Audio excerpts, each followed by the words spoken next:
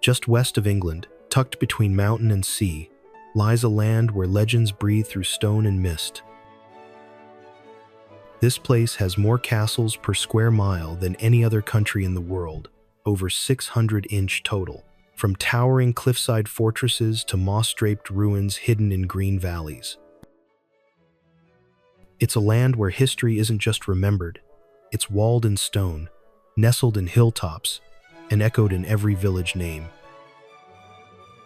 This is Wales, where dragons grace the flag, and castles outnumber any place else on earth. From the peaks of Snowdonia to the quiet shores of Pembrokeshire, its landscapes are shaped by both natural forces and centuries of history. The Welsh language, still spoken widely across the country, reflects a strong national identity that continues to thrive. Historic sites, from Roman forts to medieval castles, are found throughout the region, offering a direct link to the country's long and complex past. Before we wander through the beauty, mystery, and magic of Wales, let's start with a quick challenge.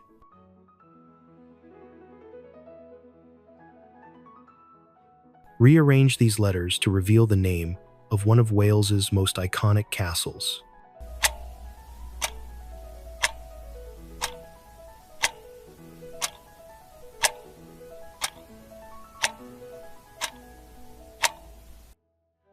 Here's your hint. This castle sits right in the heart of the capital city, with fairy tale towers and Roman walls. Type your answer in the comments and get ready to uncover the marvels and moments that make Wales unforgettable.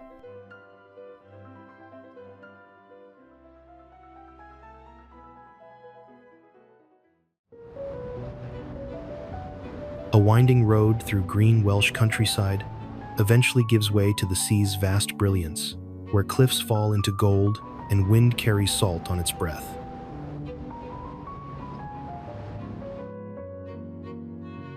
At journey's end lies a bay untouched by time, its beauty not shouted but quietly immense.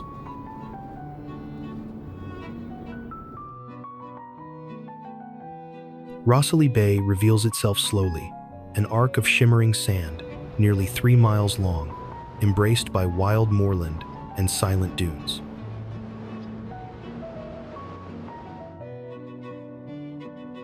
Here, where tides shape stone and sky blurs into water, solitude feels elemental, as though the land itself exhales.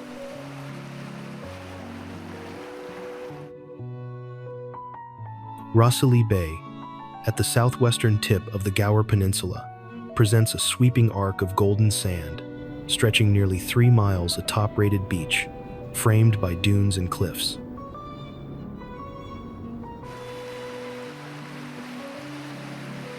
Offshore stands Worm's Head, 2 tidal islets that form dramatic, rocky silhouettes, visible only at low tide, accessible by daring visitors.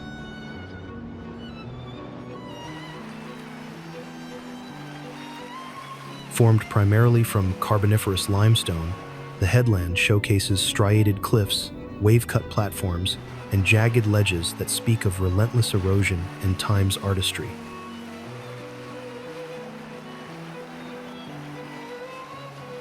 At low tide, the causeway connecting Worm's Head to the mainland becomes visible, a narrow, slippery path of rock and tidal pools, accessible for only a few short hours each day.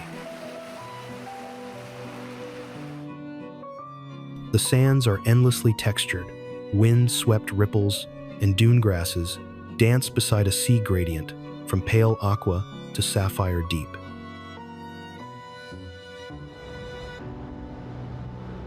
Rhossili serves as a filming backdrop in Doctor Who and Torchwood, lending mythic resonance to its cinematic shoreline amid rolling sky and surf.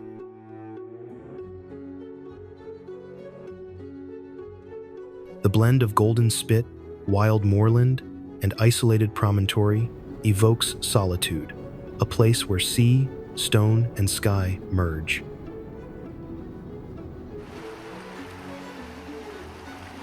The coastal wind sings through marram grass, waves crash against curving sand, and overhead clouds trail shadows across the bay.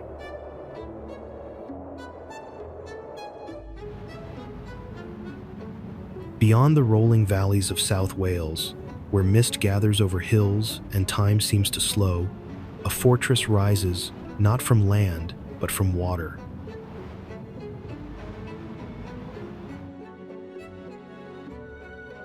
Reflected in still lakes, like a vision from legend, it appears first as a silhouette, then as stone come alive with purpose and history.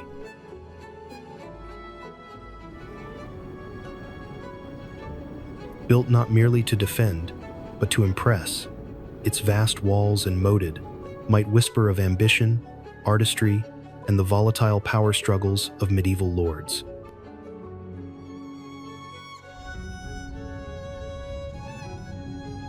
Caerphilly Castle, built in the late 13th century by Gilbert de Clare, rises from an artificial island surrounded by man-made lakes, giving it both strategic strength and fairy tale grandeur.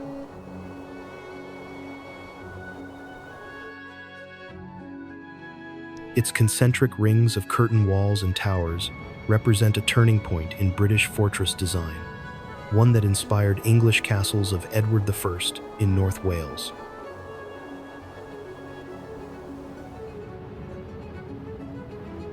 The massive curtain walls form bold, geometric arcs, enclosing the stronghold like sculpted arms wrapped around centuries of history.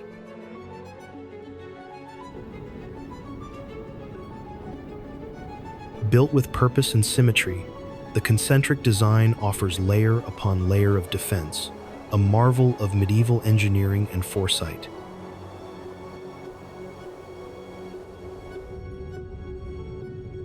The lakes and dams were further fortified, creating a watery moat system unmatched in scale across Britain at the time.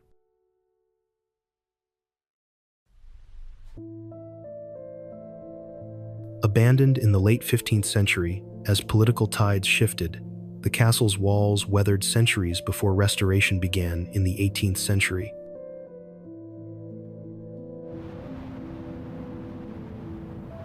Even in partial ruin, the castle exudes power, its fractured towers and sagging walls more expressive for their scars and lean.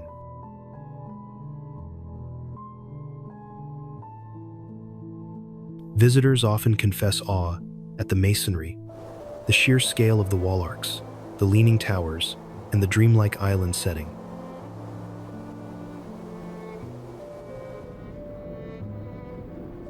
Surrounded by reflective lakes, the castle is often mirrored in calm water, lending air of timeless reflection to its rugged stone architecture.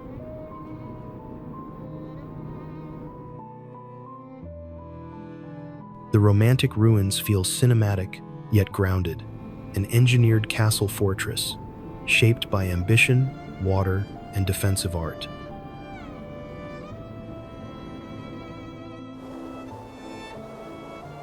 What kind of place reveals itself, where mist-laced mountains rise above quiet valleys, and the pulse of nature beats steadier than the noise of towns below?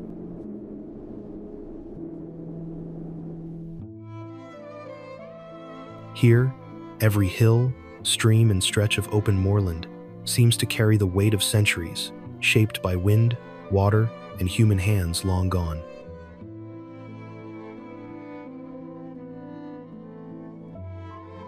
It is a landscape where stone walls trace ancient boundaries, and the sky feels close enough to touch above sweeping ridgelines and grassy slopes.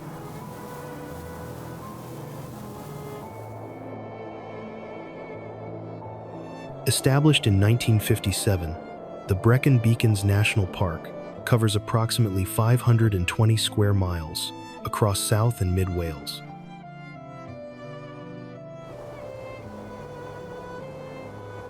The park's geology spans old red sandstone uplands and limestone grit, carving out waterfalls, caves, glacial cirques, and verdant river valleys.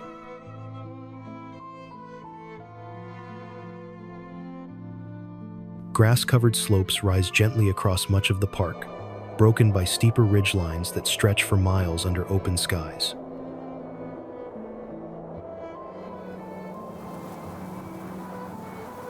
Low stone walls, some centuries old, divide fields and footpaths, guiding walkers across uneven ground.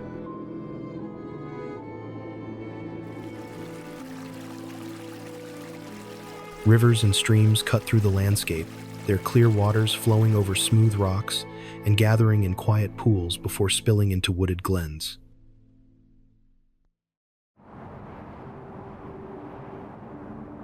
Caves and sinkholes appear along limestone ridges, evidence of the region's karst geology shaped by centuries of underground erosion.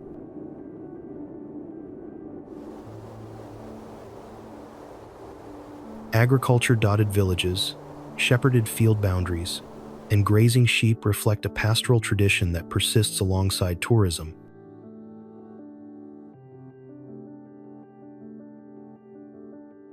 Hardy Welsh mountain ponies roam freely across the uplands, their thick coats and sure-footed stride adapted to the park's rugged terrain.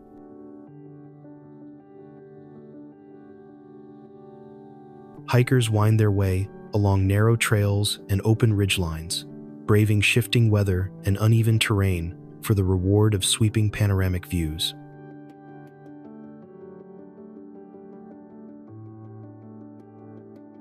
A town shaped by tides and time greets visitors with soft colors, curved lanes, and the quiet hum of seaside life.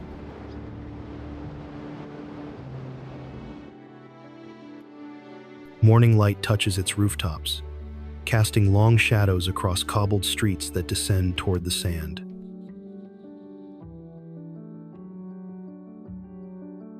History lingers in its stone walls, while the sea glimmers at the edge of every path, steady and enduring.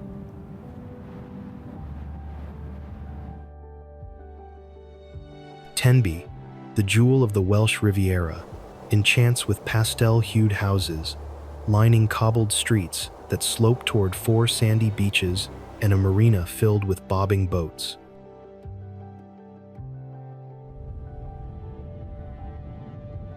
Stone cottages with painted shutters lean gently into the curves of the streets, their facades glowing softly under coastal sun or sea mist.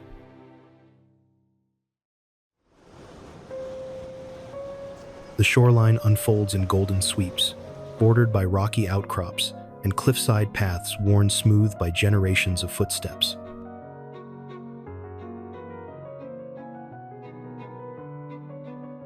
At high tide, the sea rises with calm authority, curling against harbor walls and glinting beneath fishing boats moored in still water.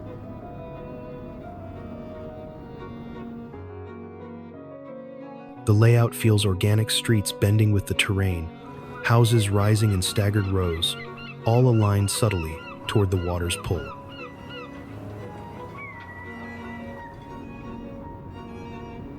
The breeze often carries the scent of salt, seaweed, and distant bonfires, mixing with the sound of footsteps on old stone steps.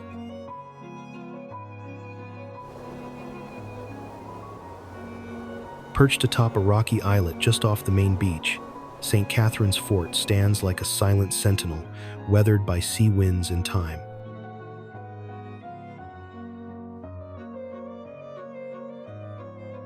Its stone walls, thick and utilitarian, rise directly from the rock below, designed for defense, but now softened by lichen and sea spray.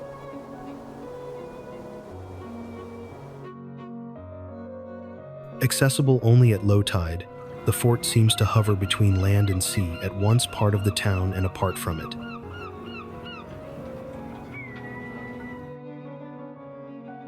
Castles across Pembrokeshire rise from hilltops and riverbanks like ancient guardians, their stone silhouettes etched into the landscape.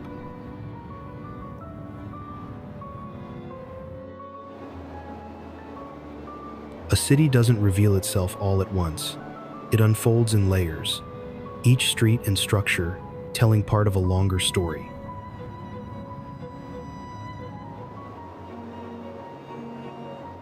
Between echoes of Roman walls and the hum of waterfront cafes, it balances history with modern life in quiet confidence.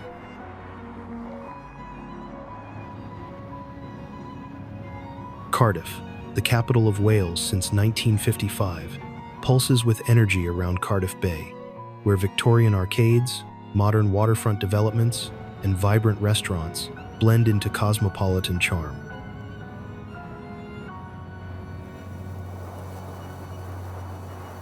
A Gothic revival palace stands within Cardiff Castle, rising from the footprint of a Roman fort, its battlements overlooking urban green lawns and bustling cityscape.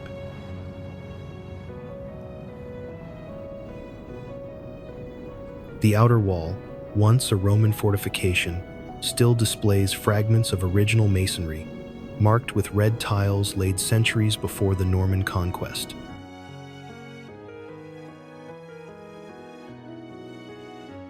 Within the grounds, a Norman keep stands atop a motte, its rugged stone staircases leading to panoramic views across the city.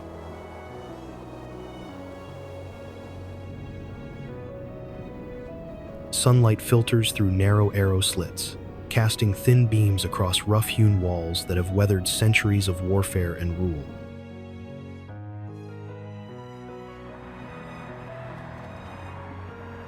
The contrast between the fortress's exterior austerity and the vivid opulence of the city adds drama to the visitor's experience.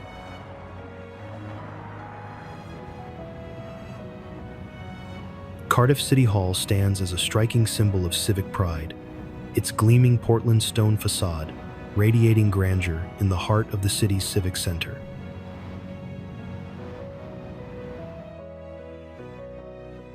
Topped by a domed clock tower that rises over 59 meters high, the building commands attention with classical elegance and Edwardian Baroque flourishes.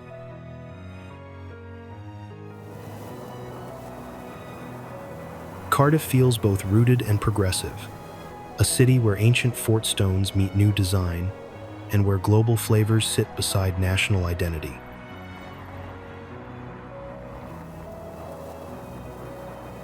If you've been to Cardiff, leave a 1 in the comments. If not yet, drop a 2 and let it climb your travel list.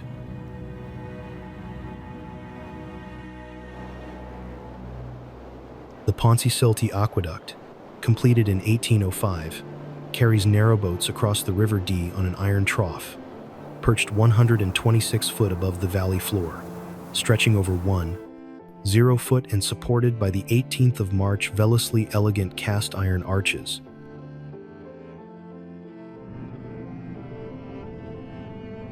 Designed by Thomas Telford, this industrial masterpiece represented groundbreaking waterway engineering and remains Britain's longest and highest navigable canal aqueduct.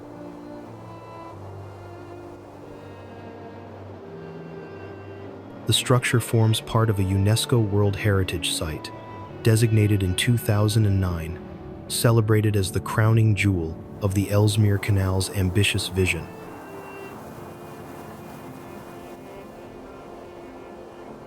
In high summer light, cast iron ribs glint silver against spring greenery, suspended like river dragons in midair.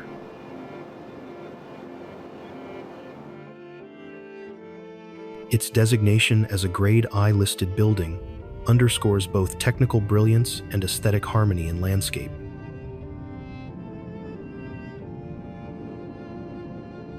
Each arch creates rhythmic shadows on the valley slopes, and the canal surface above reflects sky, stone, and the slow pulse of water.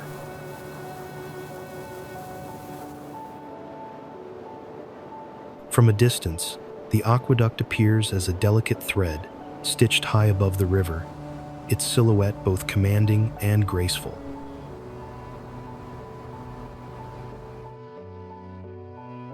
The long, slender iron trough rests atop stone piers with almost impossible lightness, blending monumental scale with refined engineering.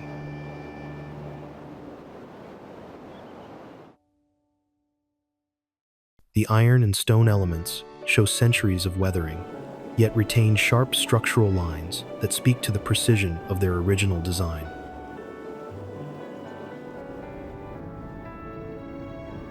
Historians note that the aqueduct's daring height and iron construction revolutionized canal construction across Europe.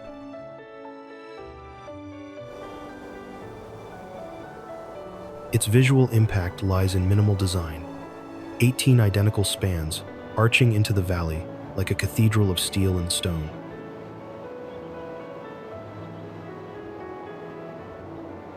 The junction of industrial functionality and architectural restraint gives the aqueduct a timeless elegance, celebrated as much for its form as its purpose.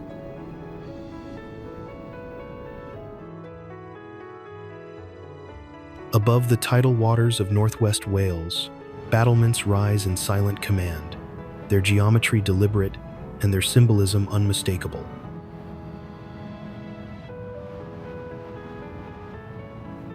Towers, striped in pale and dark stone, reflect not just architectural mastery, but a vision of dominion shaped in stone.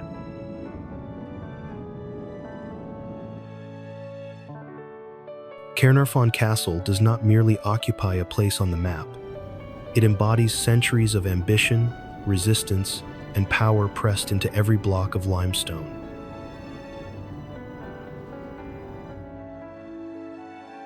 Built between 1283 and 1330 by Edward I, Caernarfon Castle was central to his Ring of Iron, an imposing fortress meant to assert English dominance in Gwynedd.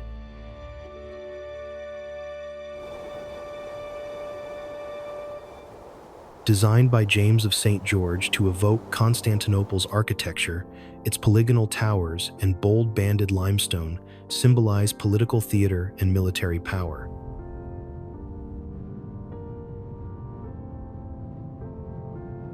Its curtain walls form a nearly complete circuit, with 8 towers and twin gatehouses, remarkably intact and emblematic of early Gothic fortress design.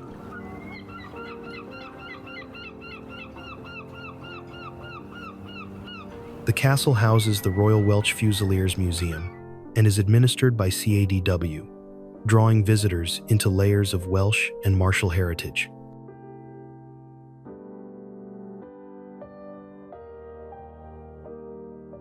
From its walls, visitors gaze down medieval streets beyond harbor tides.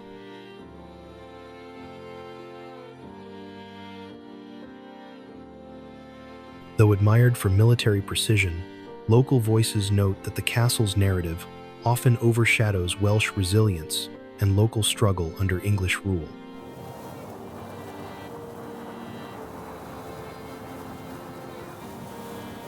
In sunset light, the banded walls glow amber stone, reflecting centuries of conquest, resistance, and surviving identity.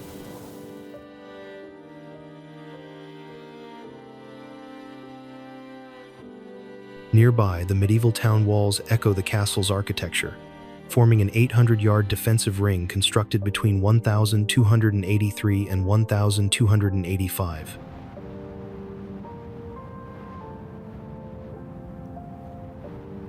Castle and walls form a UNESCO World Heritage Site, among Europe's finest examples of late 13th century military architecture.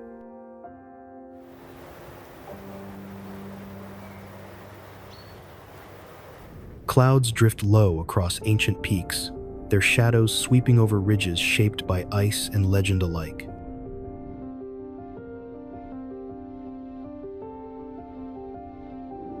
Each gust carries the breath of highland winds, echoing through valleys that remember both glacier and myth.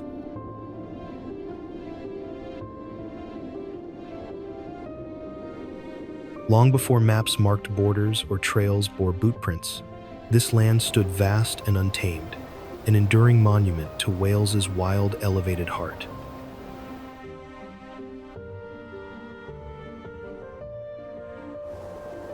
Snowdonia Eryri in Welsh is Britain's largest national park, spanning over 800 square miles across 9 mountain ranges, valleys, lakes, and 23 miles of North Wales coastline.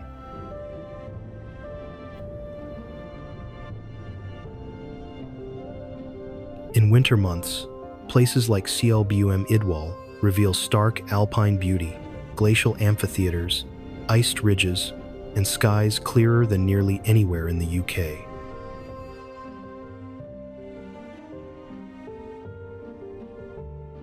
Waterfalls cascade through green cathedral canyons, while rivers carve rocky ravines across heather and bog in waterfall country.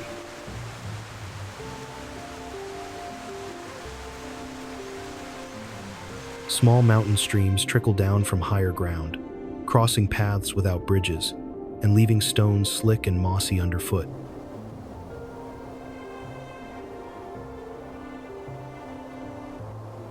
The air smells of wet earth and wind-blown heather, especially after rainfall when the scent of peat becomes stronger in the uplands.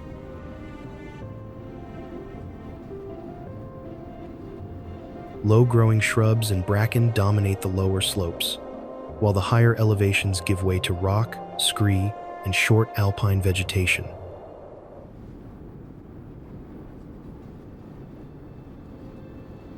Still lakes mirror the sky with eerie clarity, reflecting both drifting clouds and the surrounding peaks.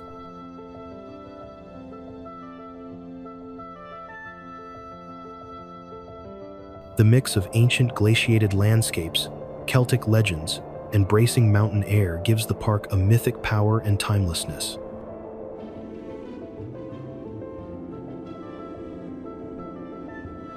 Local conservation efforts focus on preserving rare alpine flora, reducing over-tourism, and protecting fragile habitats above tree line.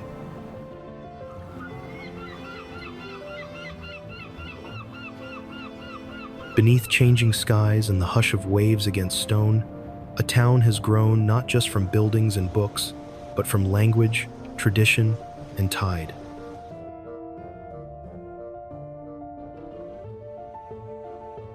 At the edge of Cardigan Bay, a coastal settlement gathers history, learning, and performance into a singular, living rhythm.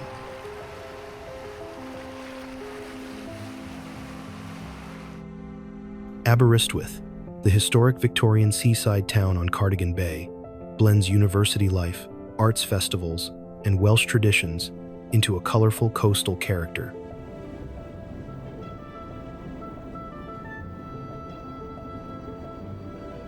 Rows of Victorian terraces face the sea with uniform chimneys and bay windows, their pastel facades softened by sea mist and age.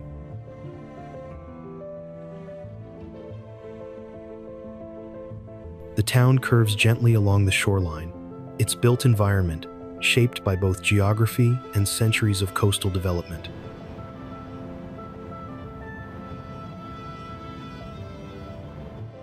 Public buildings combine Gothic details with local stone, their arches and turrets nodding to both scholarship and architectural pride.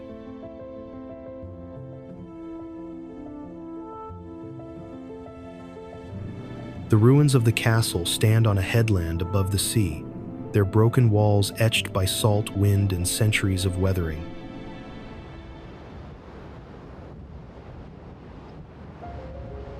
Crumbled towers frame views across the bay, offering a glimpse into a time when stone battlements guarded both land and water.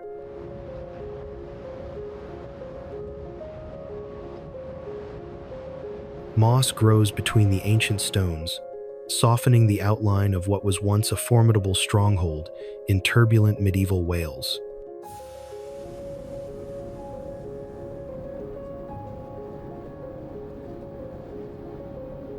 Slate roofs shimmer under rain or sunlight, sloping at precise angles to withstand the wind that funnels in from the bay.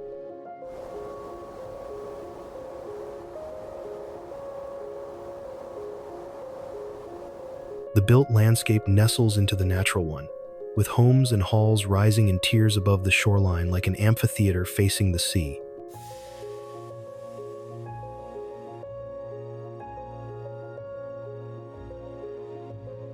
In late afternoon, the horizon glows amber as the sun lowers over the water, casting long shadows across the town's facades.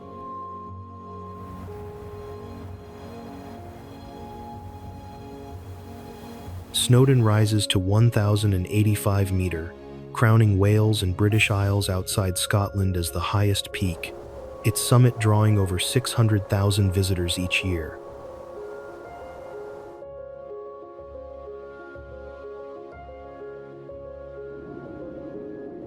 Hiking to the top offers several routes of varying difficulty, from the steady Llanberis path to the sharp ridgelines of Cribgoch for experienced climbers.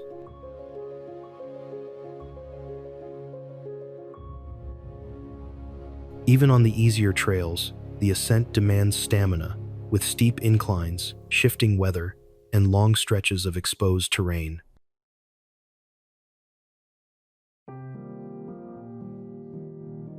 Have you ever challenged yourself with a mountain hike, or is there one you dream of climbing someday?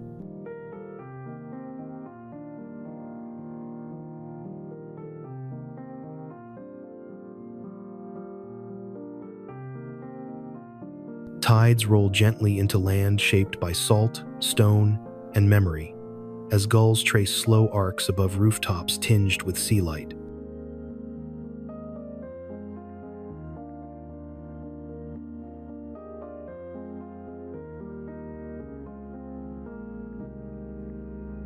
Beyond shifting sands and weathered paths, a coastal town leans into its landscape, neither entirely of the mountains nor fully of the shore.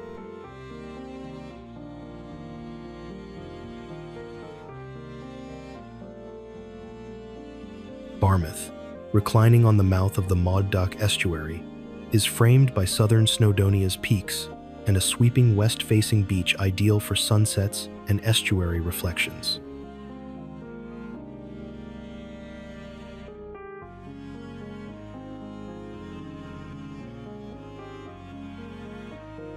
Regarded by National Geographic and local press as an up-and-coming coastal hotspot, it balances nostalgic seaside atmosphere with thriving modern life.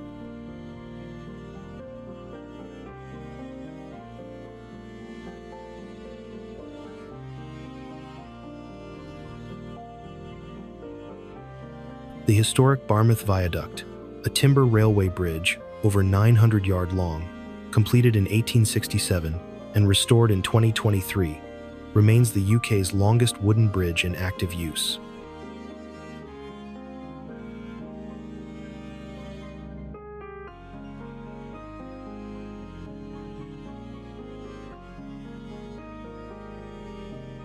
A hidden beach tucked beneath a railway tunnel and overlooked by pastel terraces offers secluded charm known to locals, discovered by few.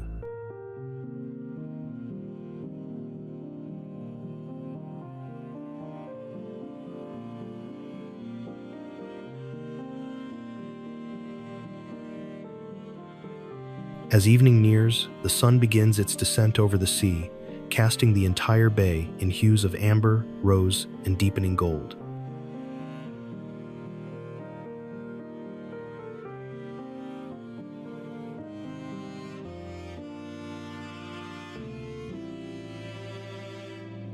Small boats rest at low tide on silty sandbanks, their hulls tilted gently as if dozing between journeys.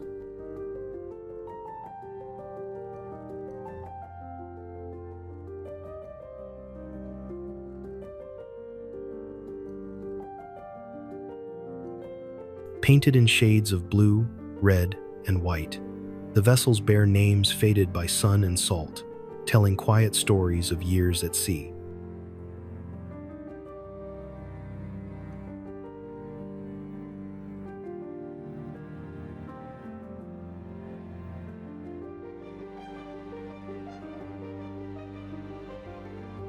Houses rise along the hillside in staggered rows, their stone facades and slate roofs blending with the colors of the surrounding cliffs.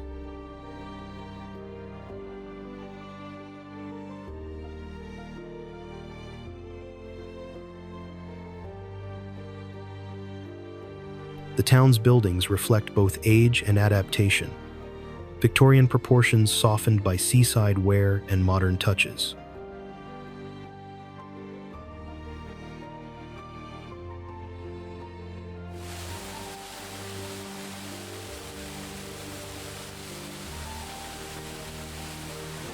Beneath the shifting skies of Powys, where the hills ripple like a green tide and ancient woodlands murmur in the breeze, something extraordinary tumbles down the stone face of the Brecon Mountains.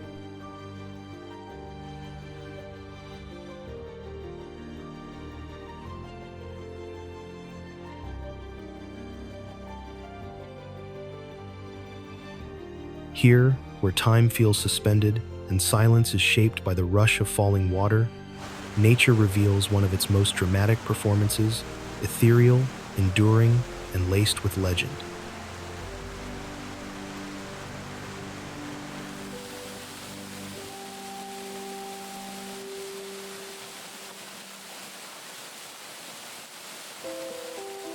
Pistyll Rhaeadr, nestled in the Brecon Mountains of Powys, is a towering waterfall plunging over 240 foot across 3 tiers and crowned as Wales's tallest cascade and one of the 7 wonders of Wales.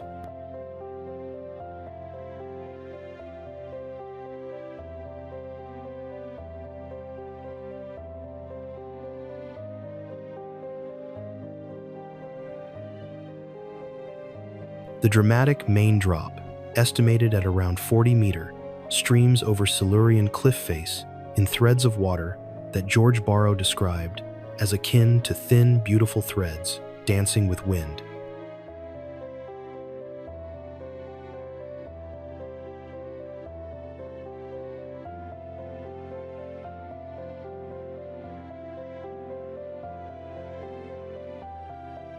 Moss-draped boulders, an ancient oak frame, misty pools, and the air resonates with water thunder, a living cathedral of Welsh landscape.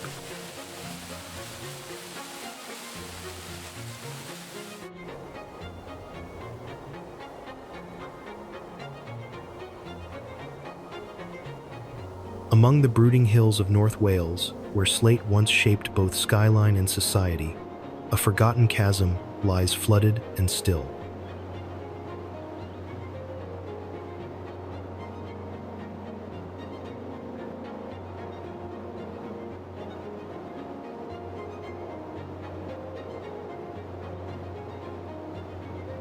What was once carved by generations of quarrymen now rests beneath glassy waters that shimmer with secrets and memory.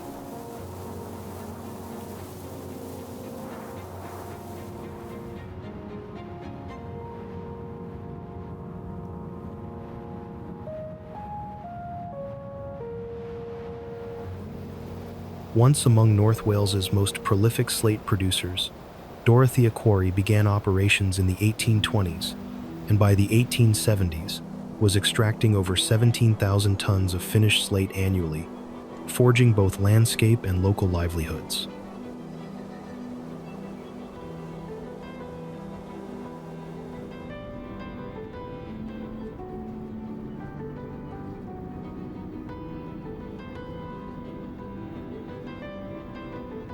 Situated in the Llyn Valley near Talisarn, this was the largest slate quarry in the region, employing hundreds and shaping the vertical slate veins that run nearly 106 meters deep beneath the water table.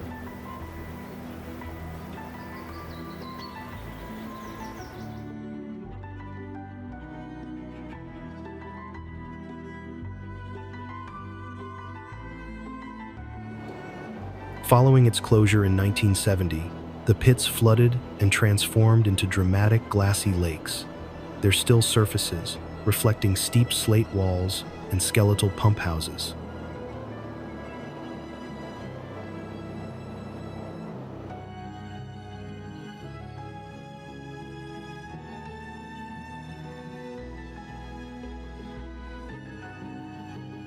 The water's verdant blue-green hue contrasts with rust-toned ruins and overgrown tramways, creating a haunting yet serene tableau beneath open skies.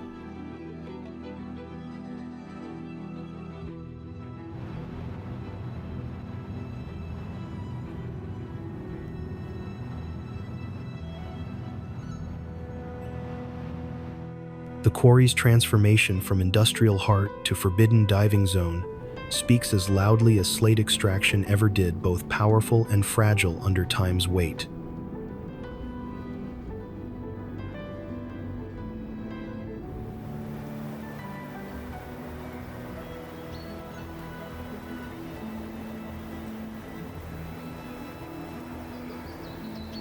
Despite its beauty, Dorothea remains raw, unofficial diving activities, tragic accidents, and heritage confronted by danger beneath crystalline depths.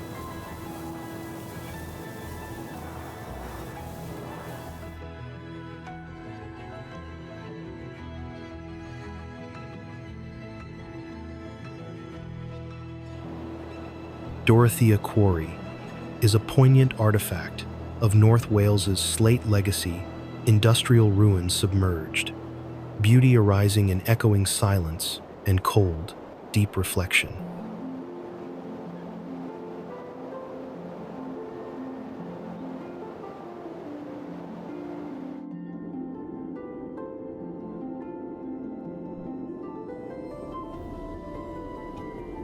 Tucked in the Llyn Gwynant Valley beneath Snowdon, Llyn Gwynant is a glacial lake spanning nearly 50 ha, cradled by mountain slopes and fed by the Glaslyn River.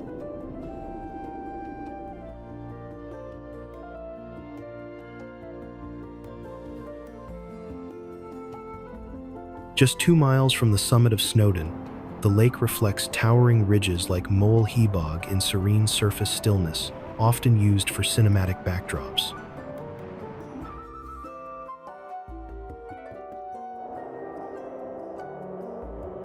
Its azure waters and moor-framed valley evoke cinematic natural beauty.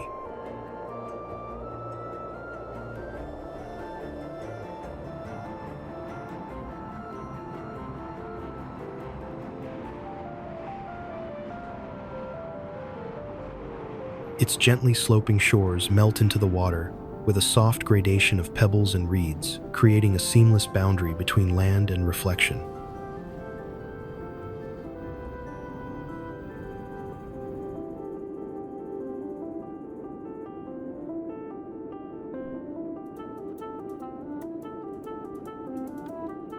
The air around the lake is fresh and slightly damp, carrying the scent of wet grass, earth, and distant trees.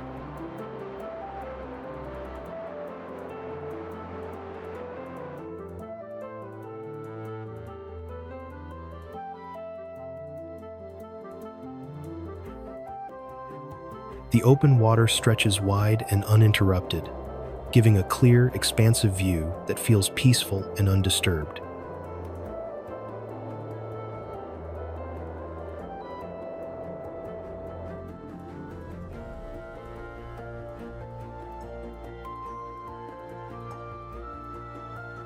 Perched on a rocky headland, flanked by 2 beaches, Criccieth Castle reigns above Cardigan Bay, its walls framing panoramic views toward the Llyn Peninsula and distant snow-capped peaks.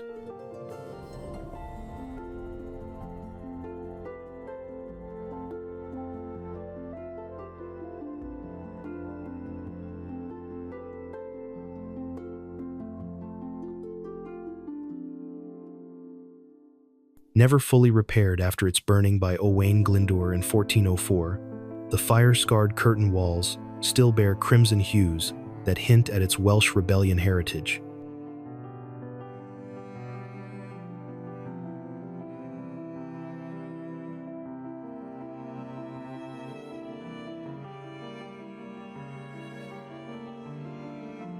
Originally built in the early 13th century by Llywelyn the Great, the fortress symbolizes native Welsh power before Edward I's conquest and redesign.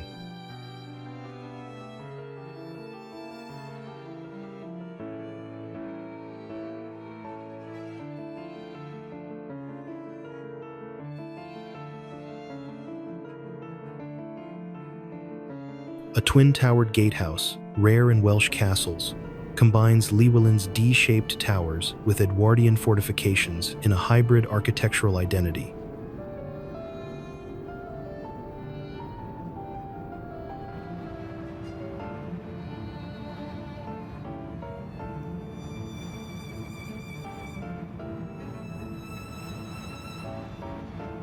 Today, CADW maintains the site, and visitors wander through ruins, echoing with layered history, from native princely rule to English bastion.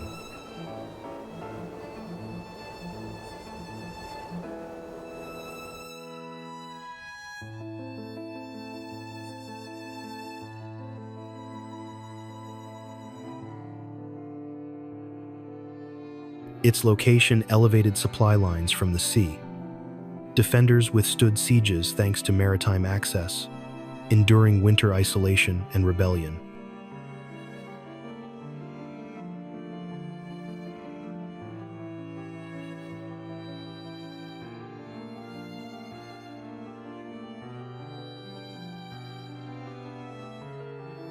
At night, Criccieth Castle appears stark and quiet, its stone walls casting long, broken shadows beneath the pale glow of the moon.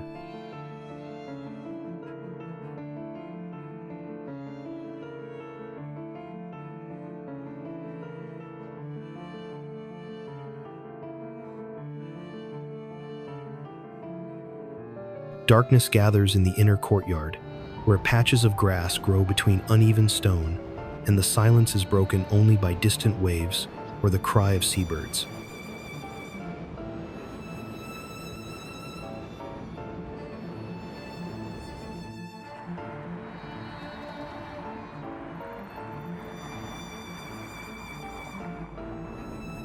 In this wild maritime corridor, where sea and sky constantly shift, a bold solution emerged in the early 19th century, an ambitious structure that would defy both nature and expectation.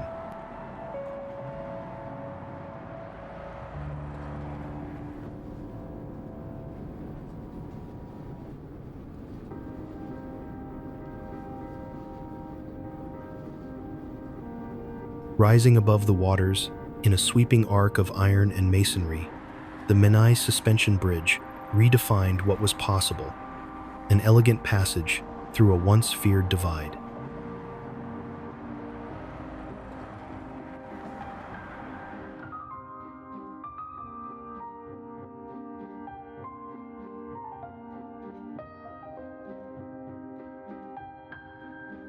Designed by Thomas Telford and opened in January 1826, the Menai Suspension Bridge was the world's first modern suspension bridge, connecting Anglesey to mainland Wales over the turbulent Menai Strait.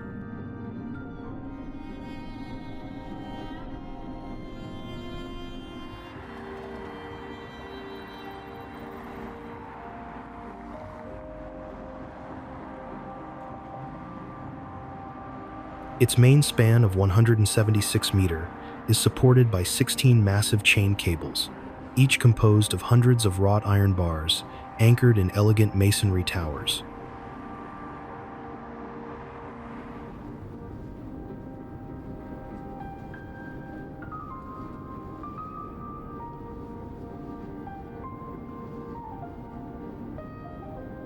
Sitting 102 feet above the water, the deck allowed both horse-drawn wagons and pedestrians to cross, where previously only ferries dared to thread between whirlpools.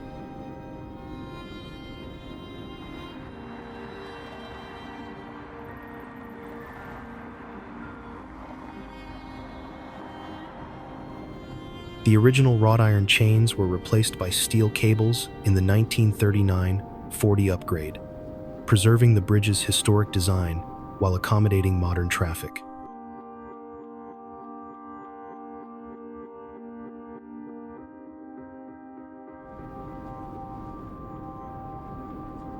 It transformed regional life, facilitating trade, tourism, and cultural exchange between Anglesey and Snowdonia's mainland towns.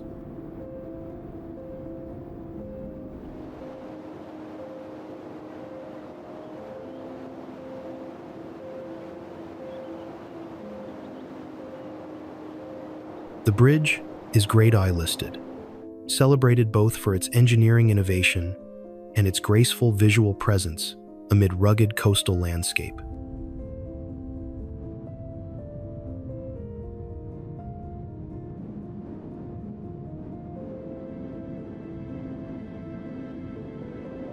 The design influenced suspension bridges worldwide, its aesthetic balance and technical daring long studied by engineers.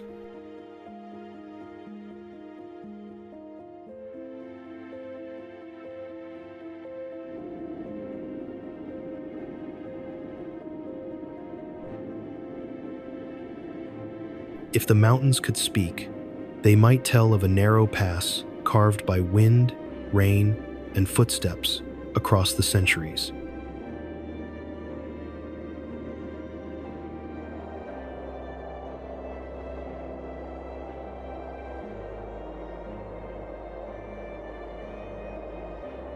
Once shaped by the needs of miners and now by the rhythm of hikers, this elevated route threads through the heart of Snowdonia, like a quiet invitation.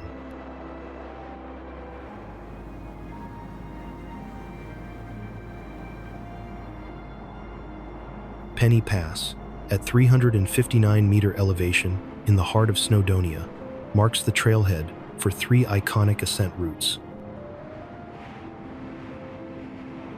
Built in the 1832nd to transport mined ore down Llanberis Pass, the road redefined accessibility into Snowdon's core, replacing treks over the summit with a direct route to mountain valleys below.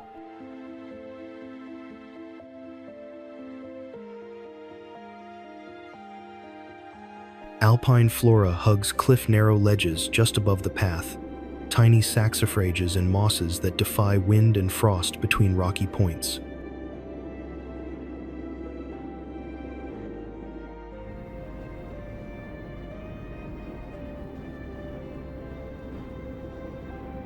In the ever-changing waters of the Menai Strait, a small and unassuming island rests quietly between the grand silhouettes of the Menai Suspension Bridge and the Britannia Bridge.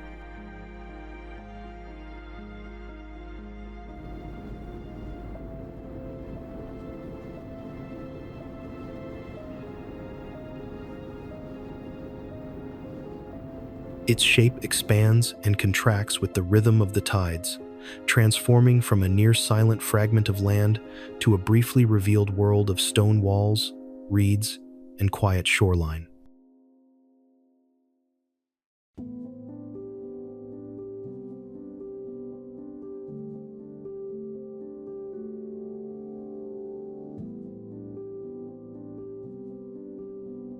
Perched just above sea level, the island contains a house and a former smokehouse, subtle remnants of a once thriving fishing tradition that dates back centuries.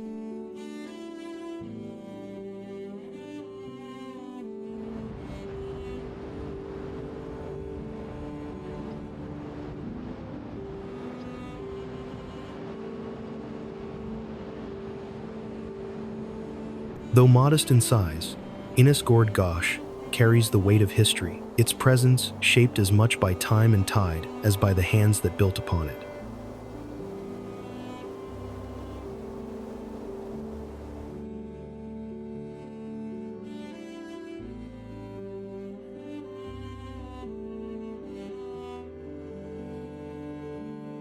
Innis Gord Goch, Red Weir Island, is a tiny tidal islet in the Menai Strait.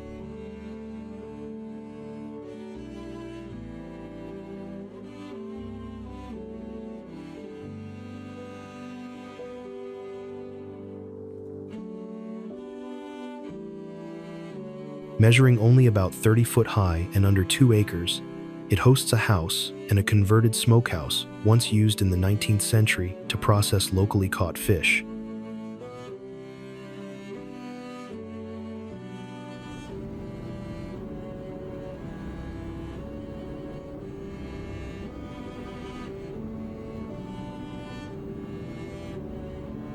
First recorded in 1590, the island was leased by the Diocese of Bangor in exchange for herrings, reflecting centuries of humble yet enduring fisheries tradition.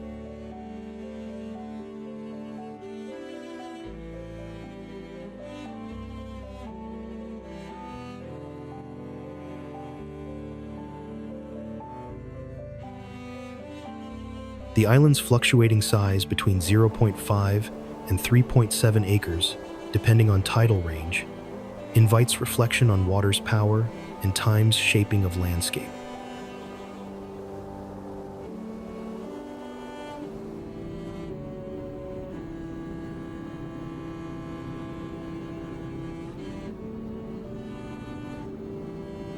Its remote charm and bridges framing it, particularly Telford's grand suspension span, make it a popular motif in photographs of Menai's maritime vista.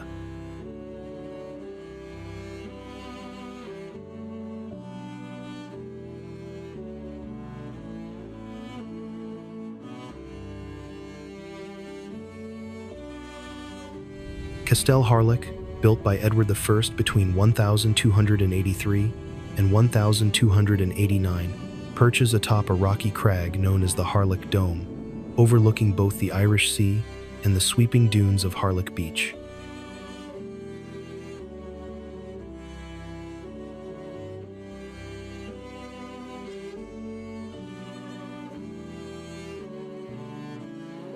Its concentric rings of limestone walls and fortified towers reflect military design influenced by Crusader castles, created under architect James of St. George.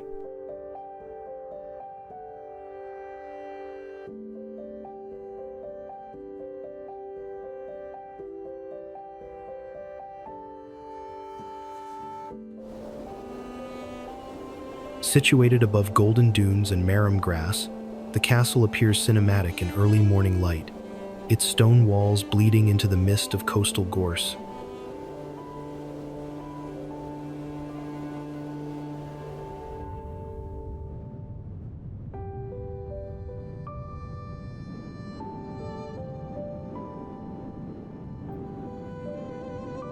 Though weathered, its towers remain intact, and walls now echo with presentations inside its visitor center and cafe housed near the drawbridge approach.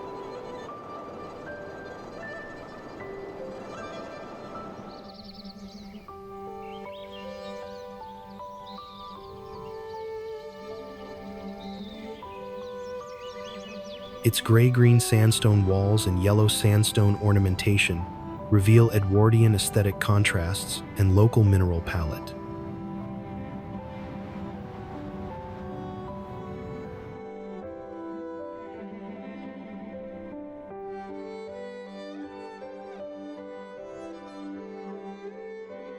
The site's UNESCO designation places it among Wales's premier medieval fortifications, celebrated for military architecture and historical resonance.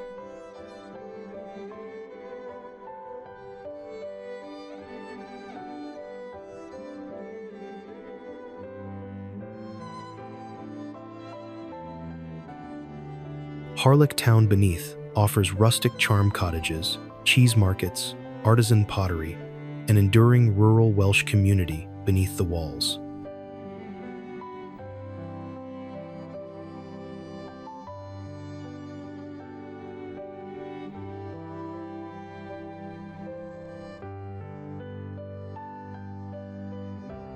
Along the western edge of Wales, the land tapers into a rugged finger of granite that seems drawn toward the horizon by tide and time.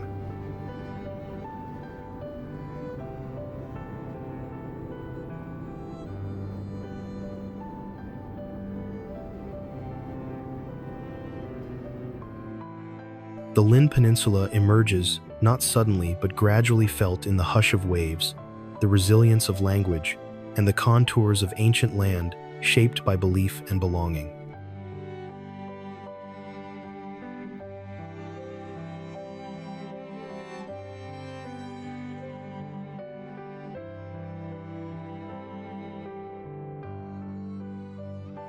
The Llyn Peninsula stretches into the Irish Sea, like a mythic arm of ancient granite, its wild beaches and flower-speckled cliffs capturing a timeless coastal beauty.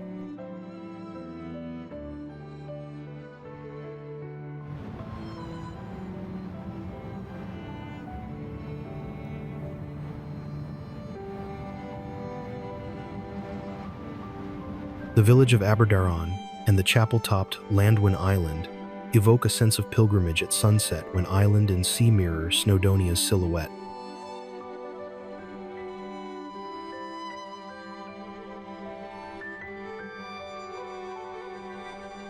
Storm-washed mornings transform stones and sand into reflective surfaces beneath mist-laced skies and rolling moorland beyond beach edges.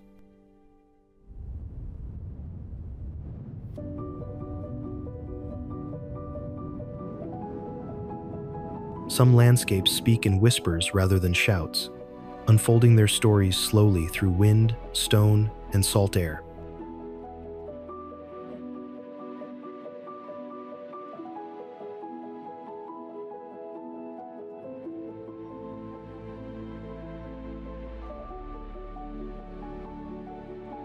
Anglesey reveals itself in fragments, weathered ruins, windswept fields, and shorelines that remember both prayer and pilgrimage.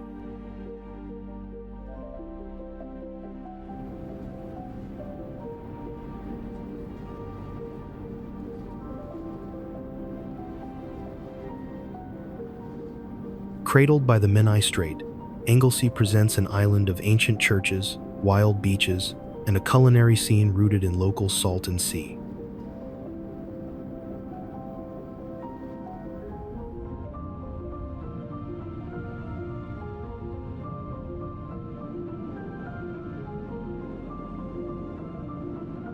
Secluded villages cluster between verdant lanes and the sea, their stone cottages framed by wildflower blooms and salt-hushed lanes.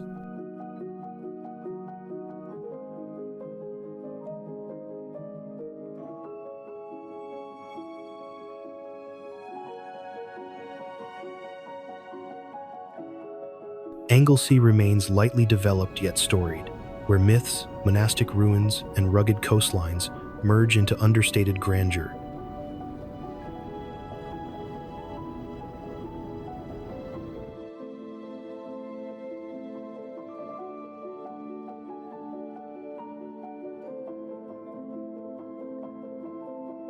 Even under overcast skies, the island seems to glow from within, its soft light caught in rippling hedgerows and glistening tidal pools.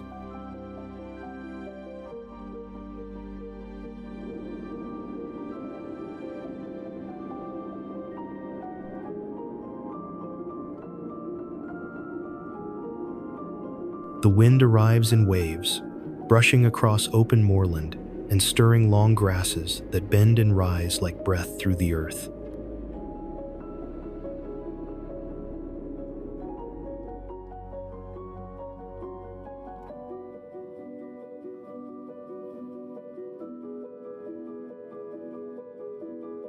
Rocky outcrops emerge from green slopes like ancient bones, weathered smooth by rain and time, anchoring the land to its geologic past.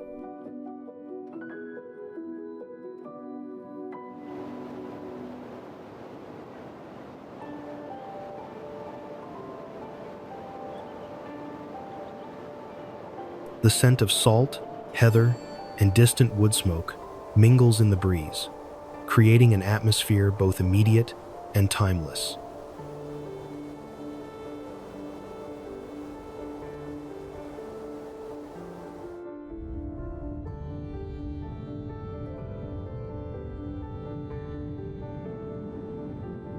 Begun in 1295 by King Edward I, Beaumaris Castle was intended as the ideal concentric stronghold, yet it was never fully completed.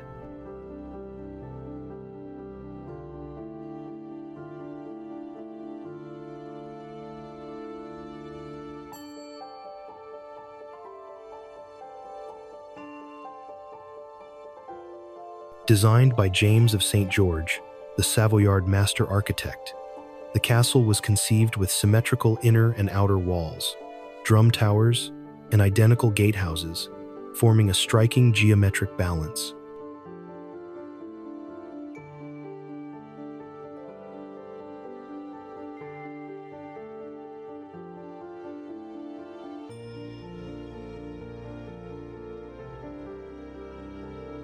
Its stonework, built from local limestone, sandstone, and green schists, shows checkerboard patterns and robust masonry softening with lichen and age.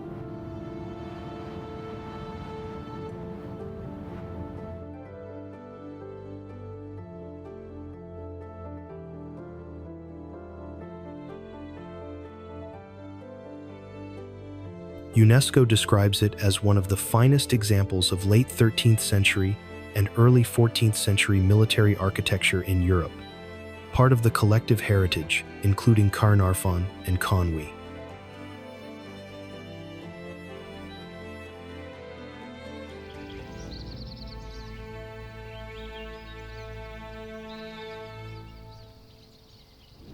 Not all towns announce themselves with grandeur. Some are discovered in the hush between footsteps on cobbled paths and the rustle of leaves along a riverbank.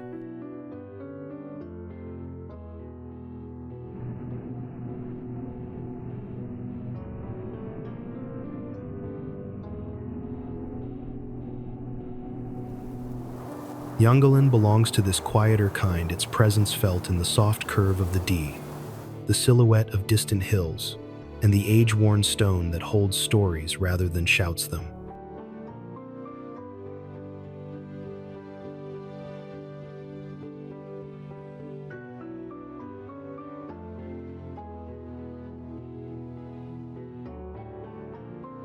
Here, history and landscape meet gently, offering a place shaped as much by stillness as by the movement of time.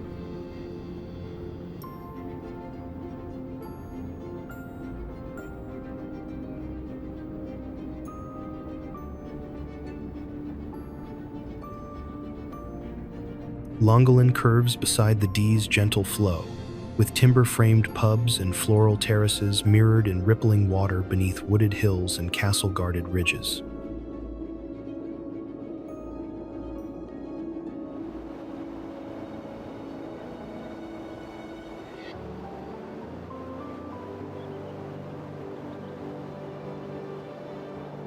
The medieval Llangollen Bridge, immortalized in rhyme among the seven wonders of Wales, arches gracefully over river currents, inviting timeless reverie.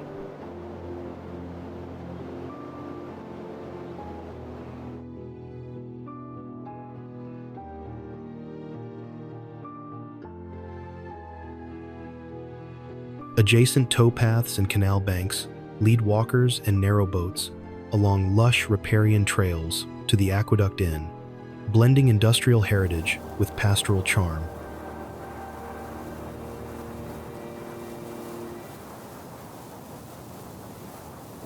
Steam-hauled railway and barges drift along the Dee, their chug and paddle echoing heritage amid woodland and sky.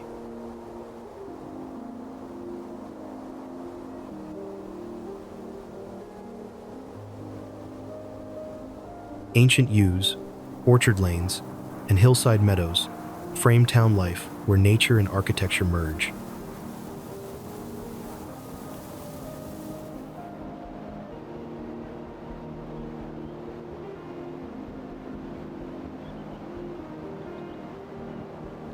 Llangollen's charm lies in its scale, modest and human, with buildings that bend to the shape of the land rather than impose upon it.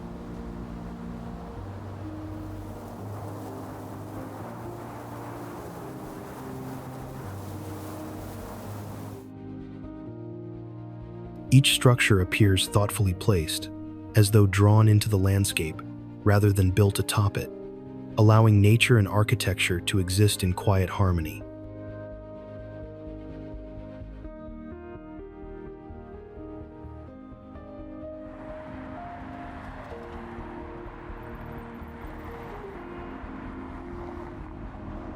Nowhere does stone seem to speak quite like it does along the northern coast, where battlements rise from rock with the authority of centuries behind them.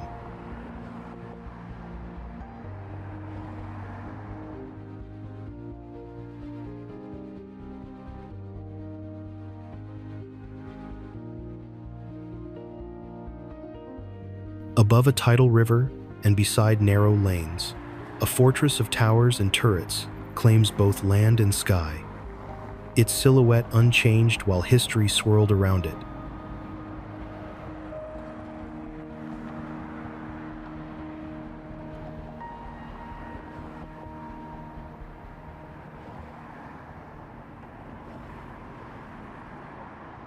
The weight of its presence lingers in quiet arches and shadowed halls, where footsteps echo with royal ambition and rebel defiance alike.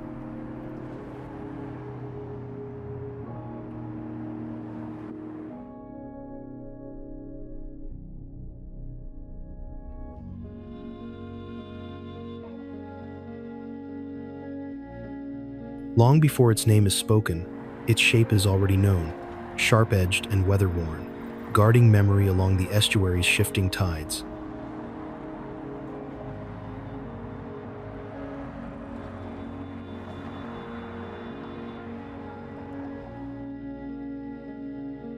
Conwy Castle was commissioned by Edward I and constructed between 1283 and 1287 under Master Architect James of St. George, forming part of his famed Iron Ring of Welsh fortresses.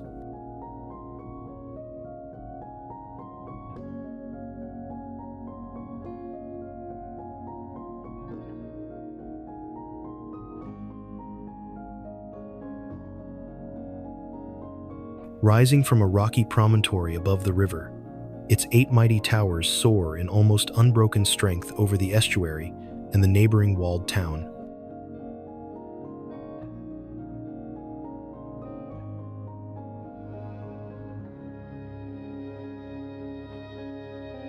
Recognized by readers of Condé Nast Traveler as the most beautiful castle in Europe, Conwy's rugged silhouette and symmetry combine to create a cinematic landmark.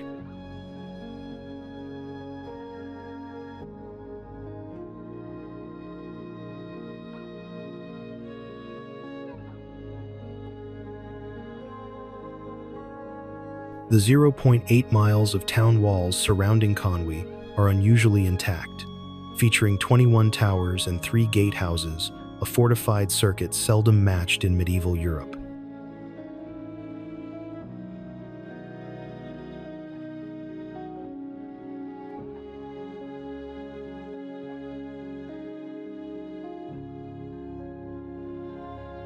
Its architecture shows Savoyard influence, a Gothic elegance entwined with military purpose, emblematic of Edwardian fortress design across North Wales.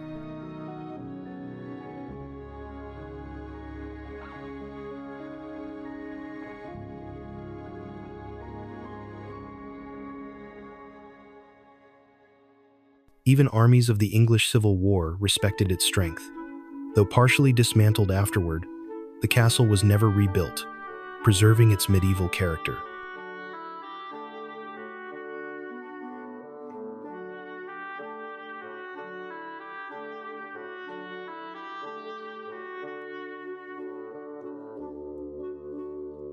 Its raw sandstone and limestone surfaces, softened by centuries of lichens and weather, glow amber in evening lightstone, alive again with warmth and memory.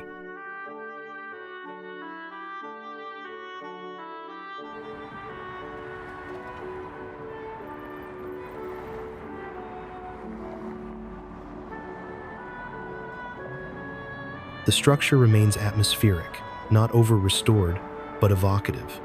Walking its halls evokes medieval life, royal drama, and fortress purpose.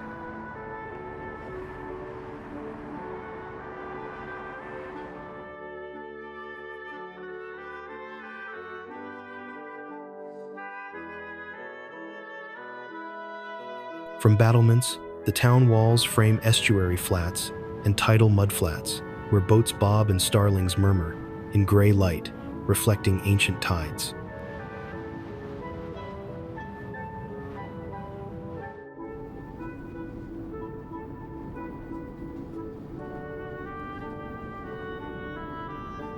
Imagine a town where the past lingers in every stone, and sea air carries the breath of centuries.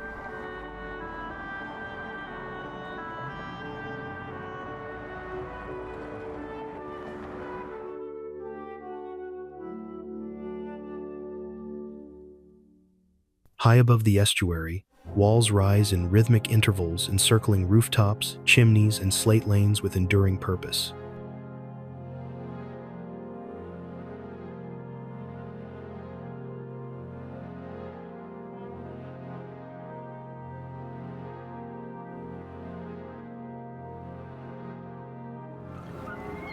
Turrets catch the changing light, and narrow streets curve like remembered stories, hemmed in by craftsmanship and time.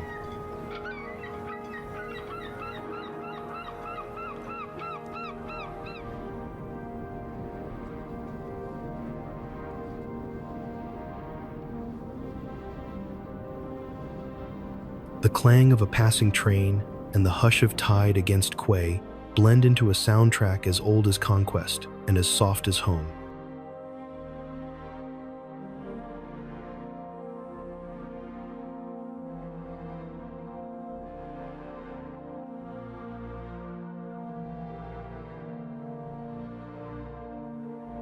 Only then does the name Conwy surface, less as introduction than as recognition of a place that feels deeply, solidly, already known.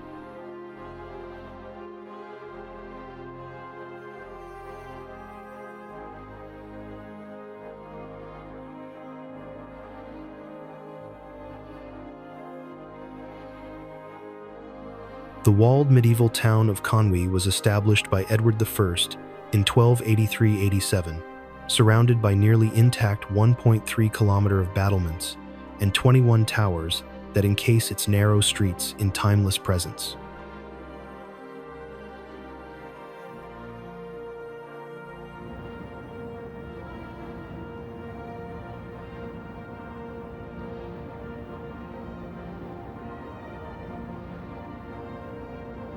Encircling tidal estuary and compact townscape, the walls form one of Europe's most impressive fortified circuits, blending limestone and rhyolite in handcrafted stone.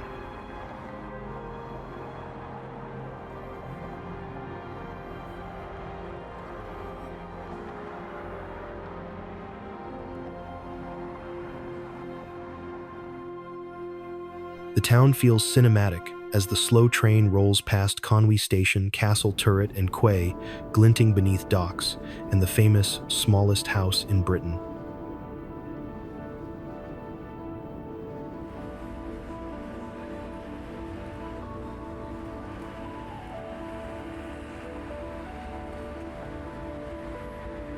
Stone walls rise firmly from the ground, their weathered surfaces marked by centuries of wind, rain, and salt carried from the sea.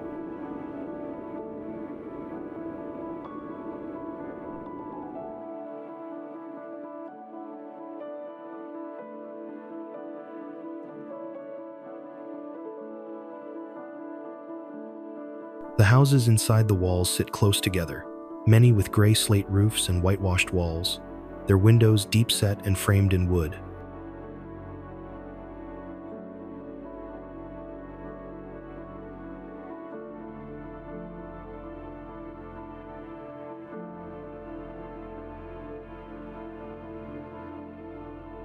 Some buildings lean just slightly, the result of age and settling ground, giving the streets a slightly uneven, organic character.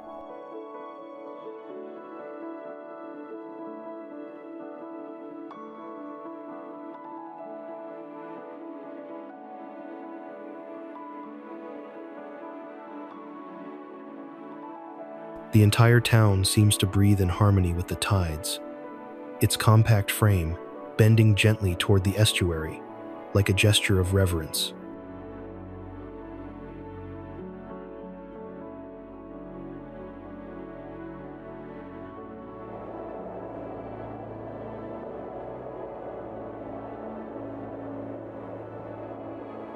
Not every spectacle of nature declares itself with thundersome weight, veiled in fern and mist, until the sound of water becomes a voice older than language.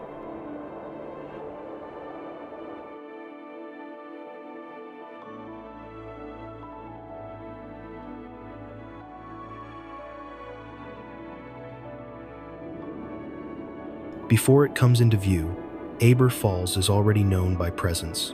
The hush between birdsong, the cool shift in air, the growing rumble carried down from crag to footpath.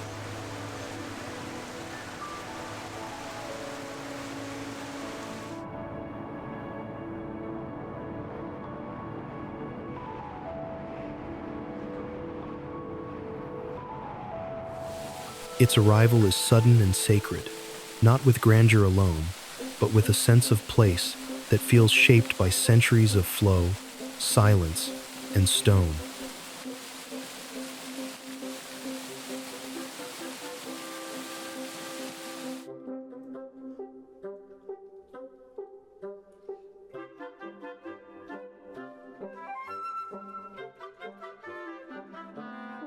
Aber Falls tumbles roughly 120 foot over igneous rock, as a fawn gulch becomes the majestic Rhaeadr Fawr, carving a waterfall framed by fern-lined gorge.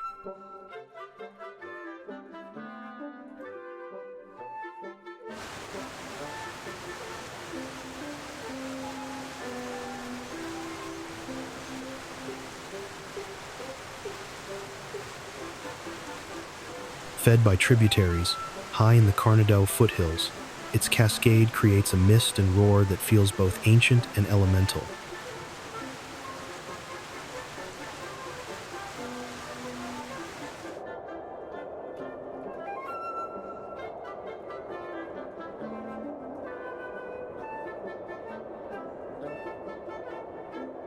Known since the Romantic era, Aber Falls drew early tourists like Julius Rodenberg, who praised its grandeur and wild context.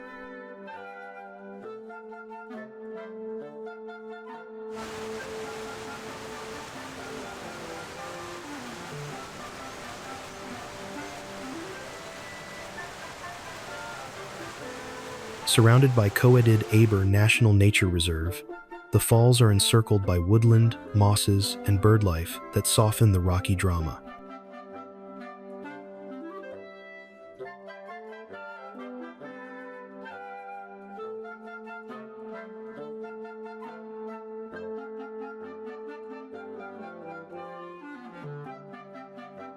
The highland backdrop and gorge echo make the waterfall feel like a hidden cathedral of water and time.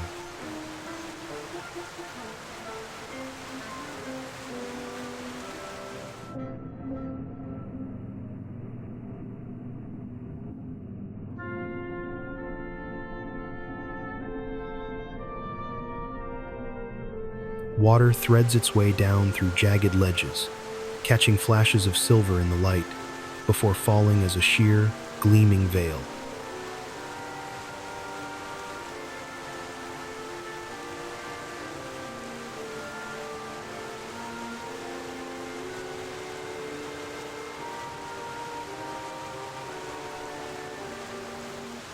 Spray rises like breath from the rocks, catching on moss-draped trunks and dampening wildflowers that cling to the gorge's green-laced edge.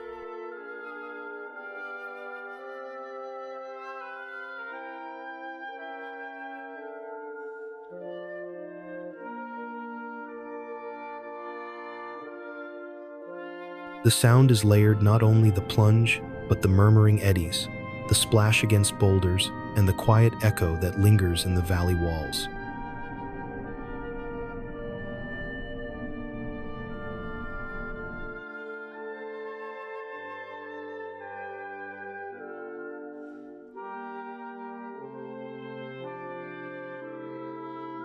From its crest to its plunge, the fall moves with both force and grace, elemental yet composed, shaped by time but never tamed.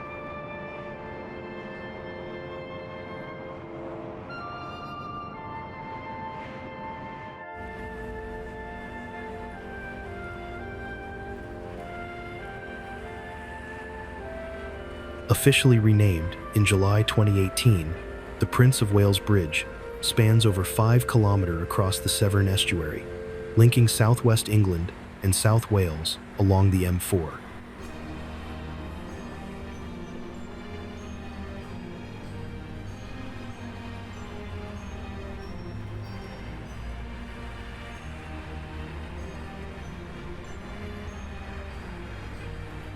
Completed in 1996, the cable-stayed bridge features a central span of 456-meter, 137-meter tall pylons, and 240 stay cables supporting the roadway above tidal currents.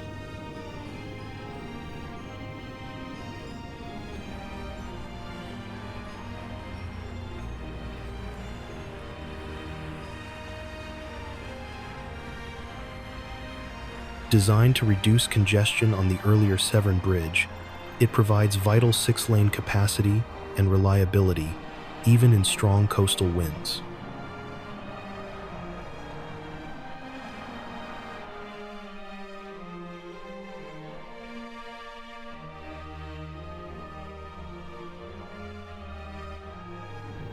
The bridge's renaming prompted debate in Wales, with critics viewing it as a symbol of lingering unionist sentiments and political oversight.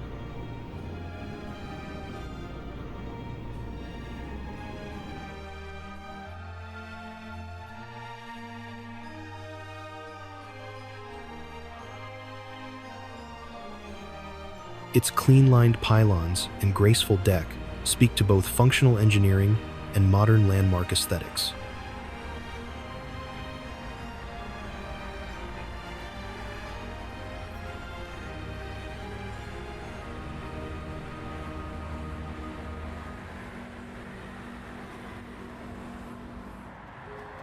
The Prince of Wales Bridge stands as a broad, low-slung span of pale steel and concrete, stretching over 5 kilometers across the Severn estuary.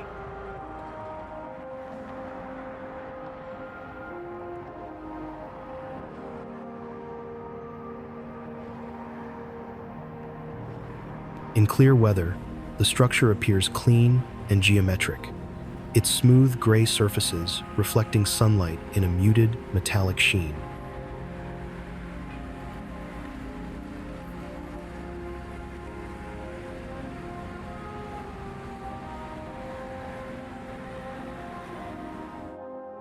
On its launch day, thousands walked the crossing before traffic began, transforming a motorway into a temporary ceremonial promenade.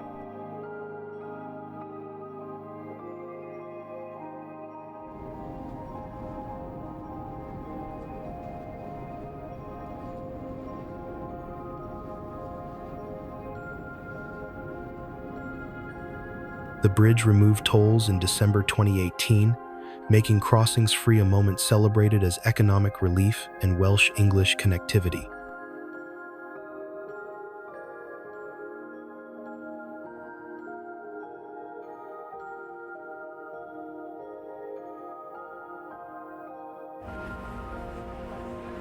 At high tide, the estuary's reflective water mirrors the slender steel spans, tidal flats, and changing sky in subtle symmetry.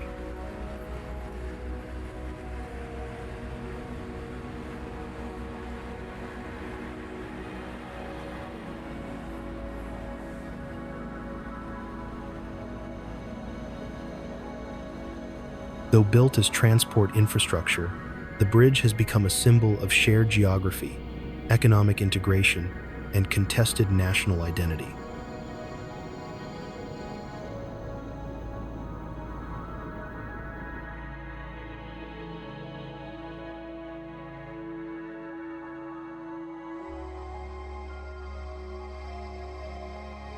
Its sheer scale emerges from distance, towering pylons rising above flat estuary mudflats silhouetted by ribbon-like cables.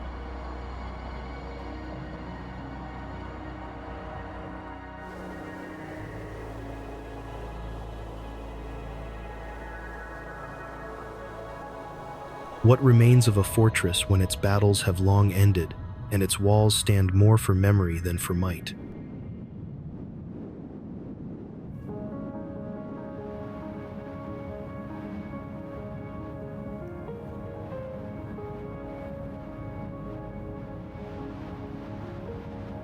Denbigh Castle rises from its hillside as both relic and witness, its gatehouse fractured, its courtyard open to wind and sky.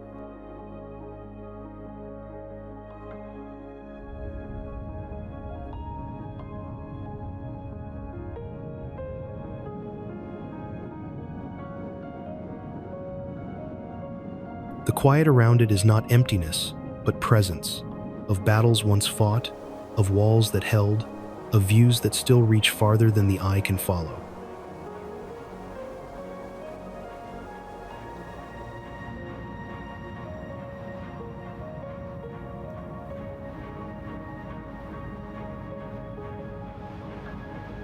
Time may have stripped its interiors, but the strength of its setting remains, etched into every stone that clings to the heights above the Clydian plain.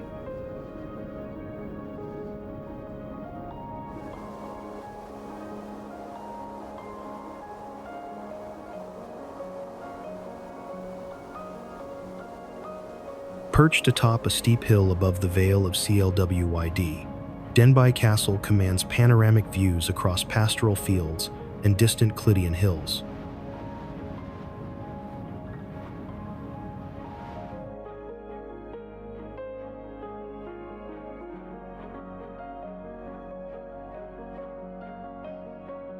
Its triple-towered gatehouse remains a dramatic ruin, offering architectural power and a path into the castle's atmospheric interior.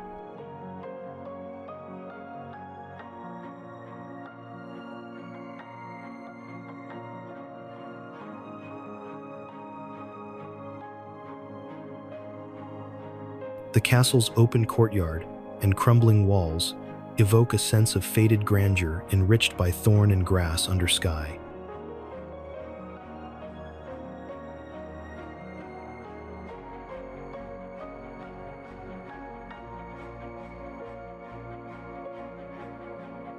Weathered stone arches still rise against the open sky, their fractured silhouettes softened by moss and centuries of rain and wind.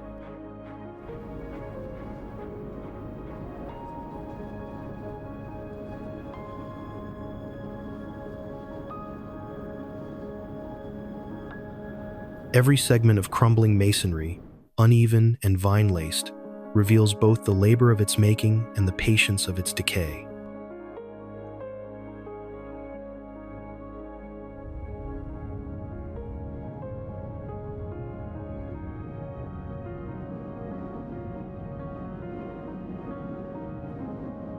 From the ramparts, travelers behold quilt-patterned fields and Clydian hills, undulating like soft waves across skylight.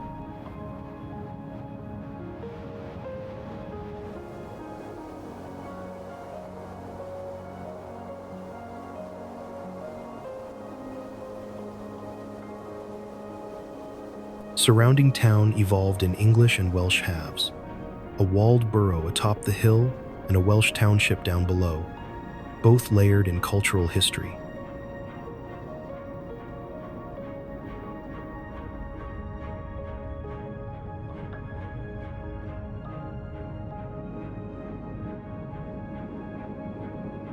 Beneath the open sky, the castle becomes a sculpture of endurance, its courtyard a sunlit hollow, shaped by both design and erosion.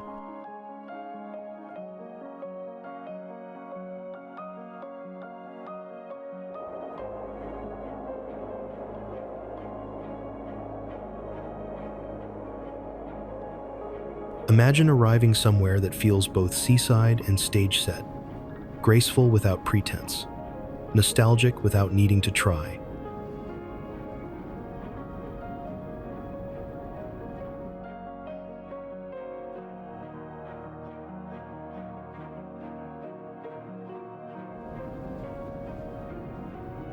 Even before names are spoken, the curve of the bay, the gleam of pastel terraces, and the hush between waves speak of leisure shaped over centuries.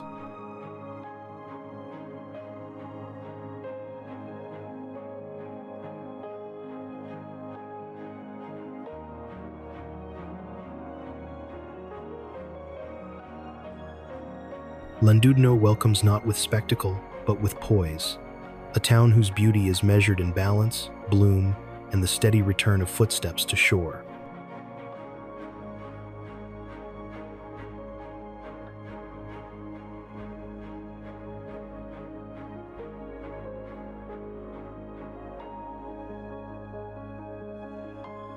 Llandudno, Victoria's Queen of Welsh resorts, boasts a sweeping North Shore promenade lined with wedding cake terraced hotels.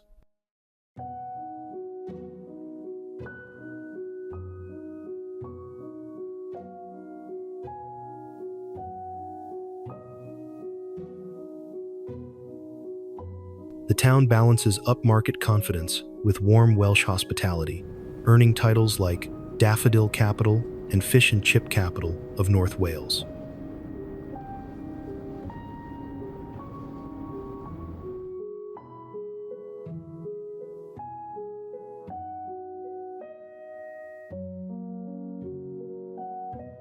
Rows of pastel-painted hotels line the sweeping curve of the seafront, their tall windows catching the early light that spills in from the bay.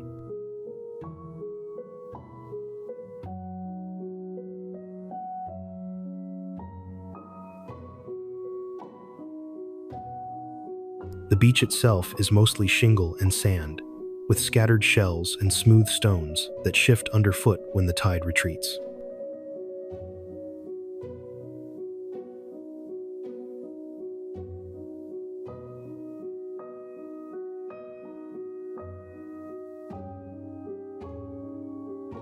Older buildings still display original Victorian features, ornate cornices, cast iron balconies, and decorative window frames weathered by sea wind.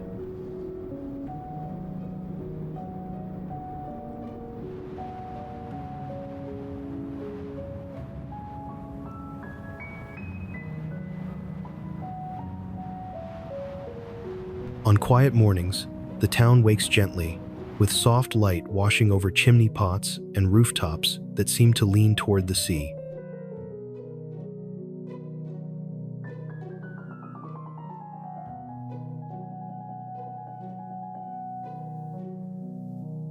The air carries the faint scent of salt and blossoms, mingling with the distant cry of gulls that circle lazily above the bay.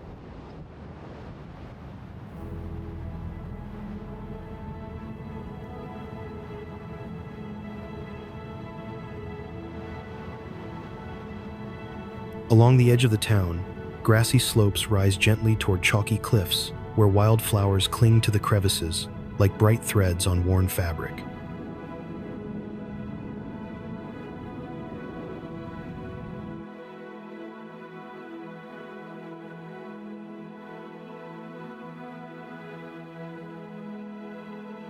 The streets closer to the shore feel open and sunlit, while those tucked further back curve with a more sheltered intimacy.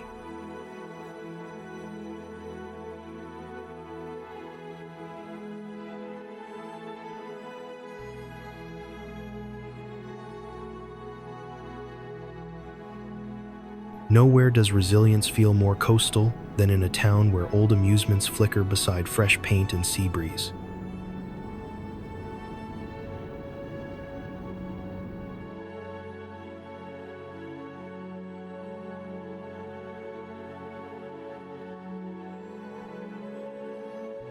Rhyl carries its past like shoreline carries tide, always returning, always reshaping, never quite still.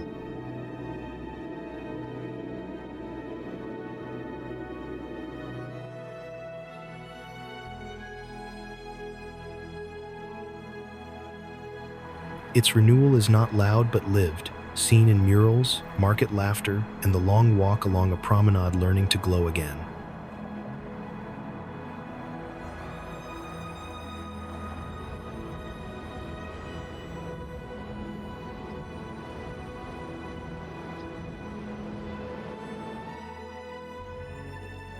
Once a flourishing Victorian seaside resort, Rhyl today balances heritage goodwill with regeneration efforts that revive its pier, promenade, and community spirit.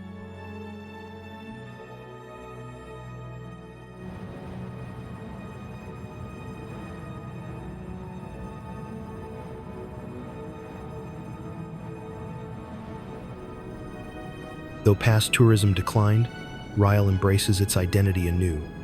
Local festivals, restored promenades, and community art projects enliven public spaces.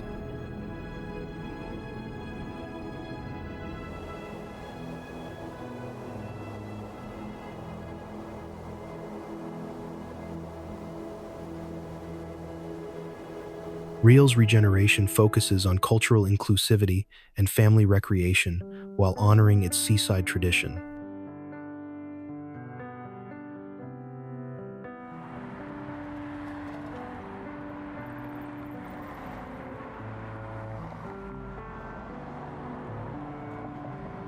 Architectural character endures in amusement arcades, high street facades, and historic hotels lining the waterfront.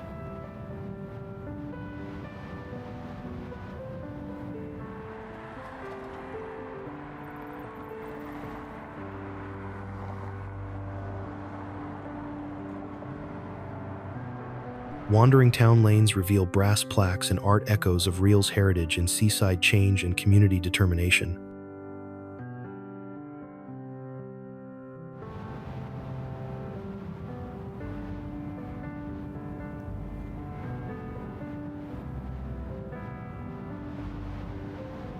The curve of the coastline stretches into the horizon, where sea and sky blur into a quiet, pewter-toned vastness.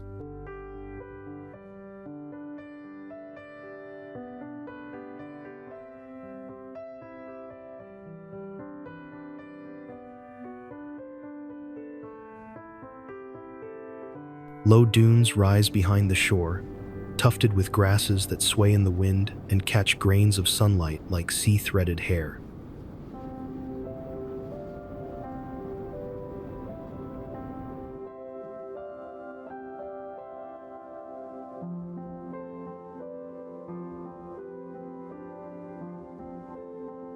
Rhyl remains emblematic of coastal resilience, a community shifting from fading glamour towards sustainable revival.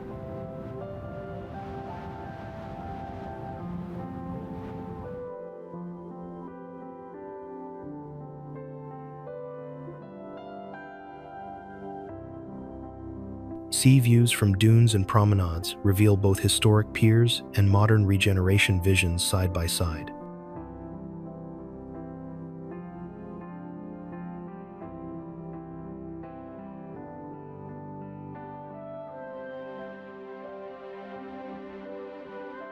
Rhyl is quietly poetic, a northern beach town reviving itself with local spirit, architectural memory, and coastal heart.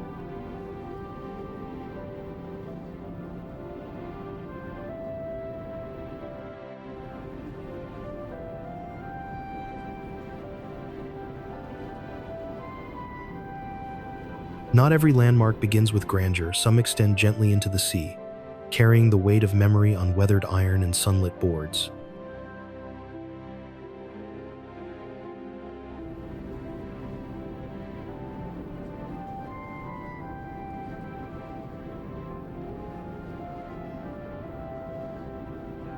Where sea breeze meets salt-worn timber and time feels suspended between tide and horizon, a structure holds both movement and stillness.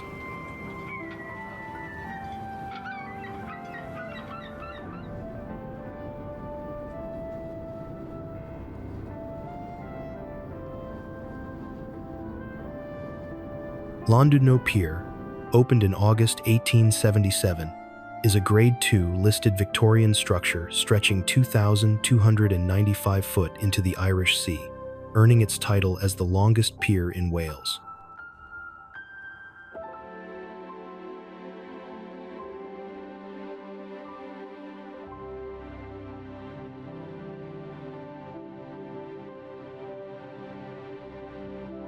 Designed by Sir James William Brunlees and Alexander Macaro, the pier's wrought iron lattice girders and cast iron columns support a honey-colored wooden deck adorned with Indo-Gothic kiosks.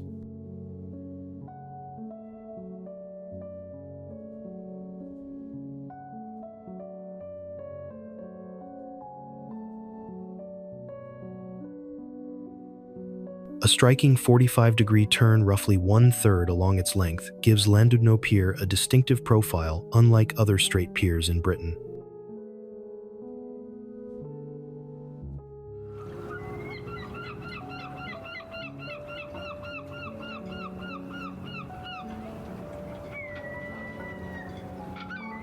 The pier's elegant balustrades curve gently beneath lantern-topped posts, casting long, trembling shadows across the polished deck at dusk.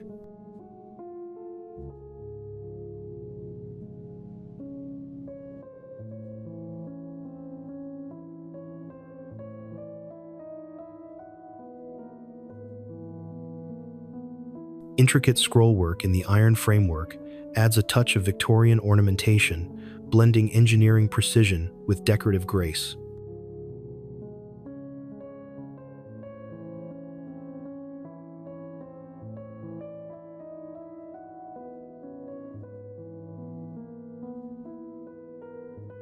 Recognized as Pier of the Year in both 2005 and 2025 by the National Pier Society, a nod to both its historic elegance and enduring visitor appeal.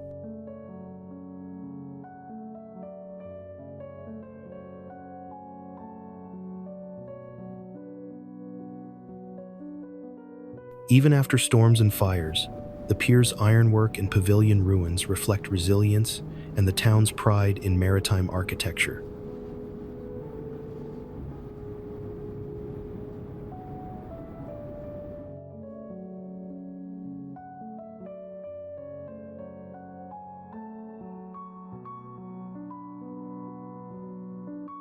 When the tide swells beneath it, the entire structure seems to breathe, creaking softly as waves roll against its iron feet.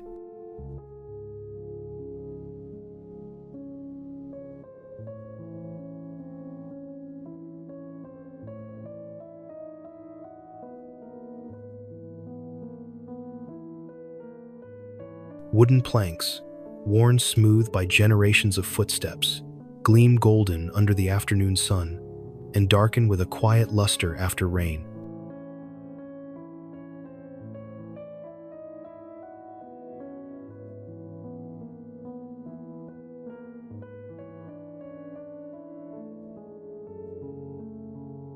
Painted kiosks with pointed roofs and scallop trim punctuate the deck like storybook illustrations come to life.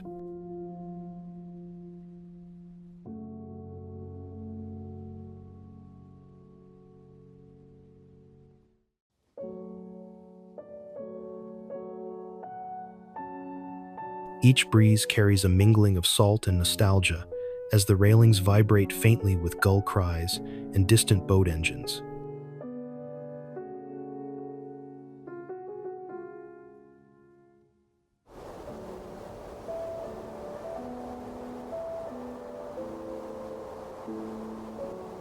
Beneath skies that shift with the moods of sea and season, a coastline unfolds in layers of stone, salt, and memory.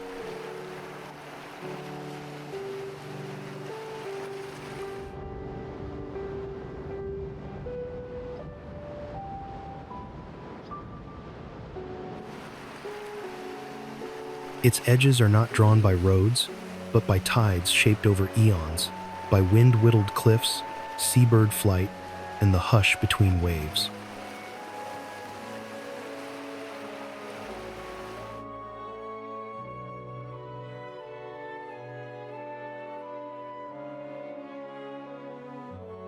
This is a place where wildness endures, not as spectacle, but as rhythm, where land and water speak a language older than maps.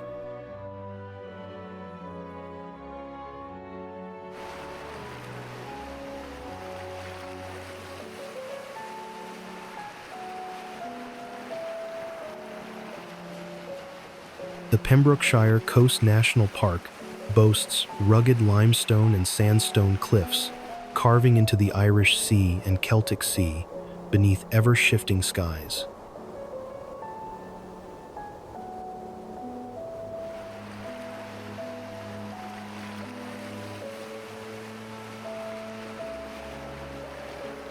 Pembrokeshire's coastline attracts coastal foragers and chefs, experimenting with seaweed cuisine, reviving ancient culinary tradition.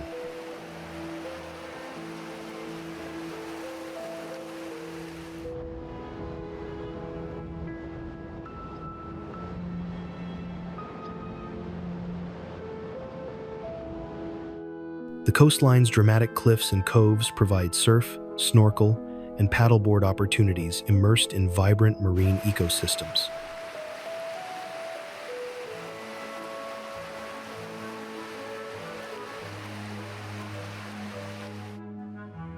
Ancient burial mounds and stone circles atop cliffs evoke a landscape inhabited across millennia, sealed in sea mist and twilight.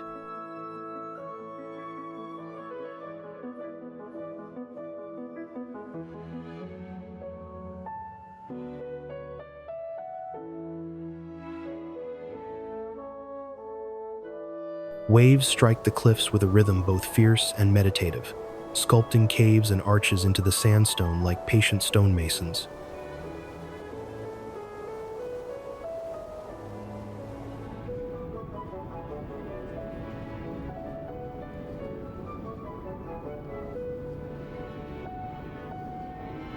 Tides roll across silver sands and shingle bays, leaving kelp trails and driftwood etched with stories from deeper waters.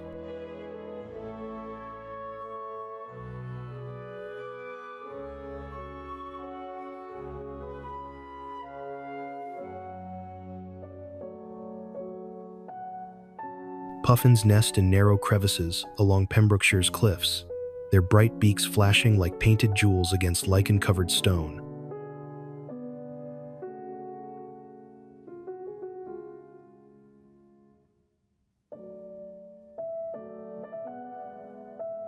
They return each spring in noisy flocks, circling overhead before dive landing awkwardly near their burrows dug into grassy slopes.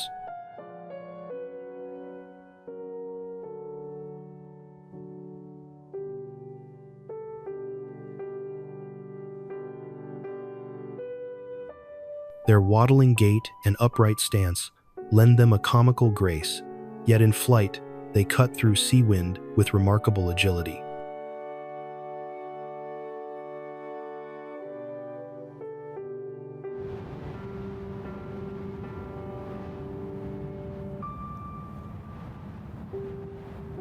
The North Wales County's Lunatic Asylum in Denbigh was purpose-built and opened in 1848, becoming the first public psychiatric hospital in Wales.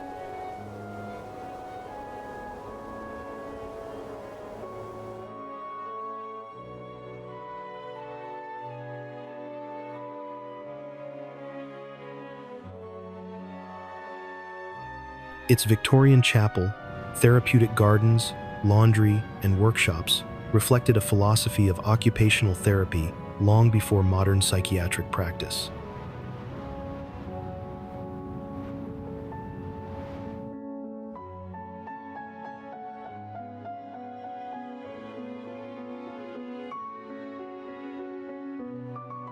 The sprawling building, once home to its own farms and workshops, closed in 1995, leaving behind haunting architecture and empty gardens.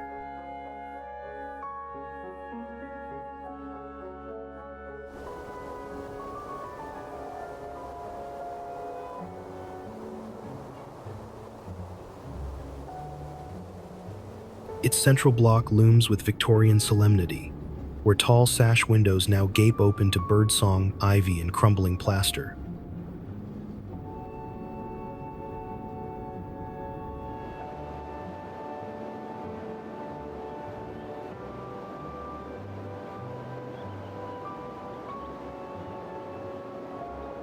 Red brick and limestone detailing remain etched with dignity, despite shattered panes and decades of watermarks creeping across the walls.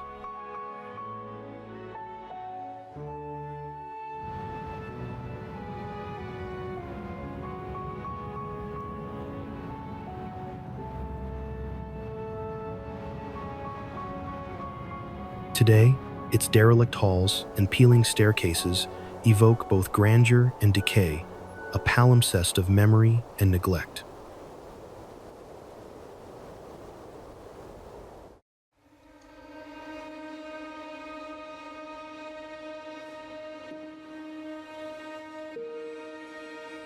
The asylum stands as both a cautionary chapter in mental health history and a monument to evolving Welsh social care.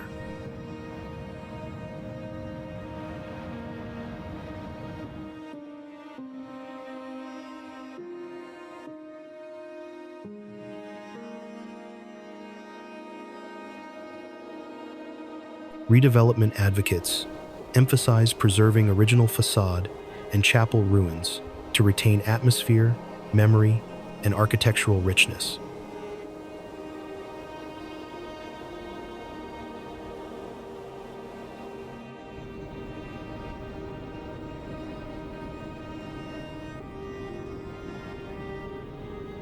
Is it possible for a man-made landscape to feel as if it has always belonged to the land?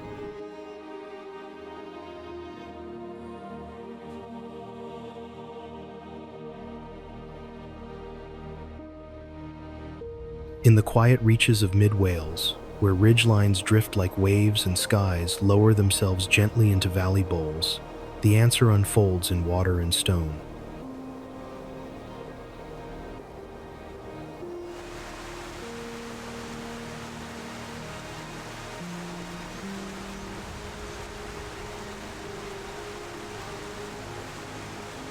Here, function and beauty are not opposites, but companions shaped by human hands, yet softened by time, weather, and wilderness.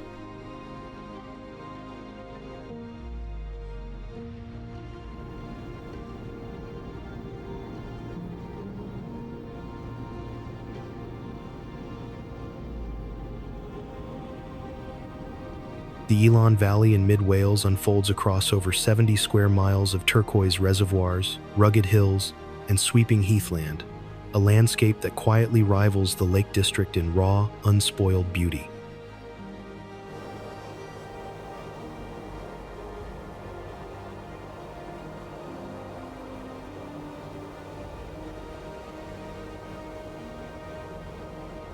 Built between the late 19th and early 20th century, a series of majestic dams were constructed by 3,000 workers to supply drinking water to Birmingham, marrying function with Highland aesthetics.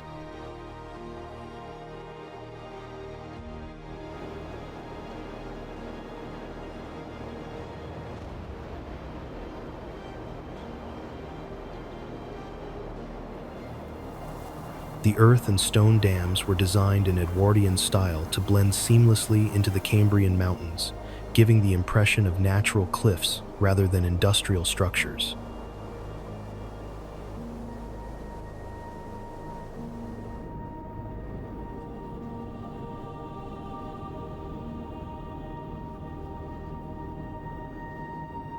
On mist-filled mornings, the reservoirs mirror fragile skies, with ridge reflections rippling slowly across silent water beneath cloud-wrought peaks.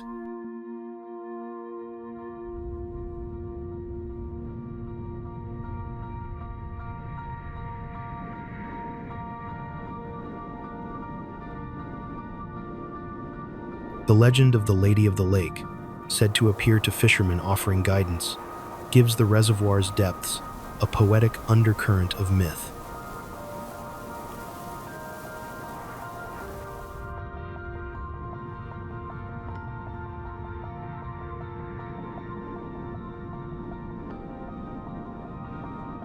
Stone-built walls and dry stone fences run along the slopes, dividing open moorland into orderly pastures and guiding walkers along the hills.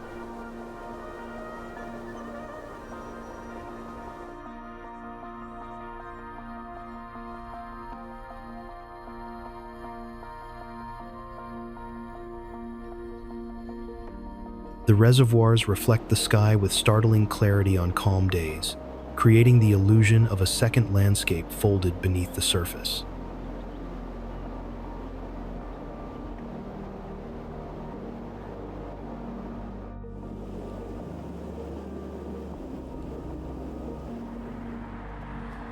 Nestled in a wooded valley where the Llyn, Rhaeadr, and Machno rivers meet the Conwy, Betws y Coed means prayer house in the woods, recalling its 6th century monastic origins.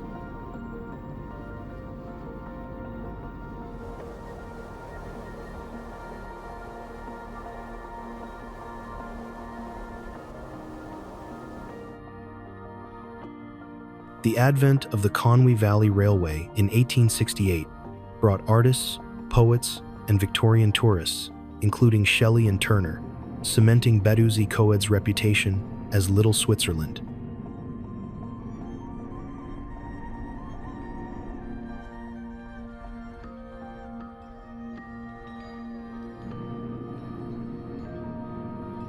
Ponty Pair Bridge, built in 1468, stands over rapids on the Llyn River and becomes a summer stage for salmon leaps beneath ancient arches.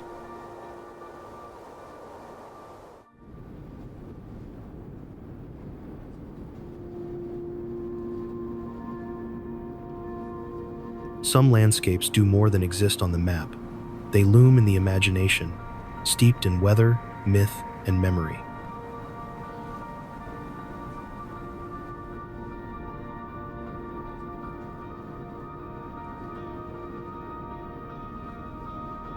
Over centuries, wind and salt have sculpted certain headlands into monumental forms that seem less like geology and more like sleeping creatures of legend.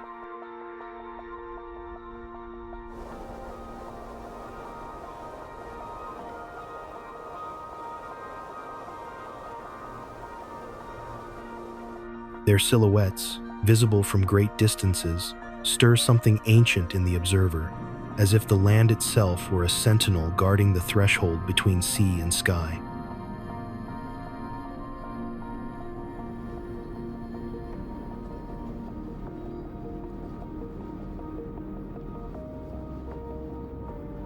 These are places where the ordinary dissolves into the elemental, where light, stone, and silence come together in powerful, enduring harmony.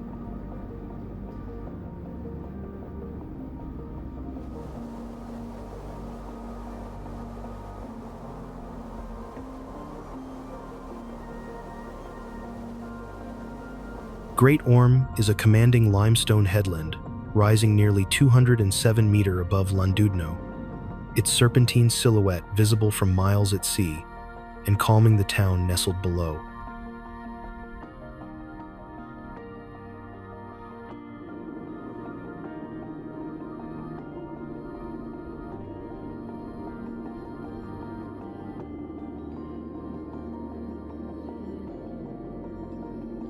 The name Great Orme comes from Old Norse serpent and had a fitting tribute to how Viking seafarers saw this dragon-like promontory.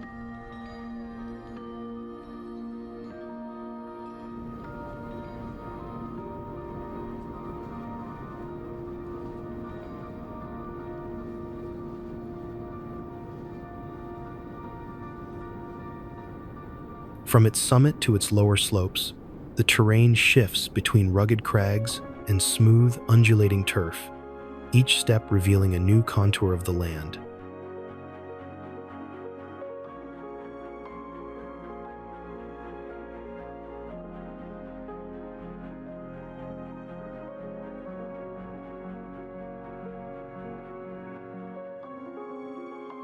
Cliffs fall away in sudden drops, where stone meets sea in quiet drama, the surfaces weathered by centuries of salt-laced wind.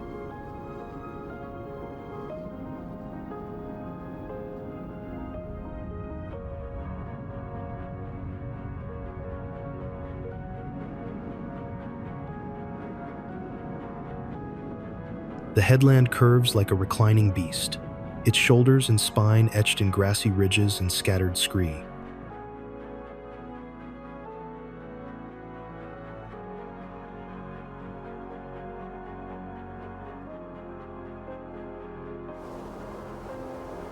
Designated a special area of conservation and heritage coast, the headland hosts grazing feral cashmere goats, introduced in the 19th century, now numbering about 200.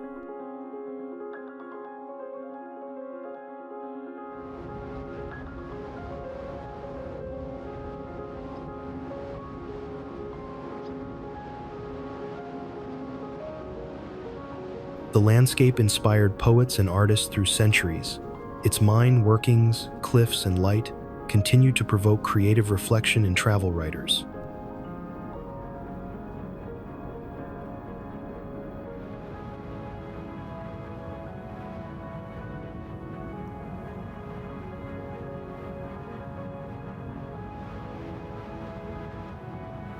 Flora such as sea thyme and bloody cranesbill cling to ledge rock, coloring shale with microgardens even above sheer cliff tops.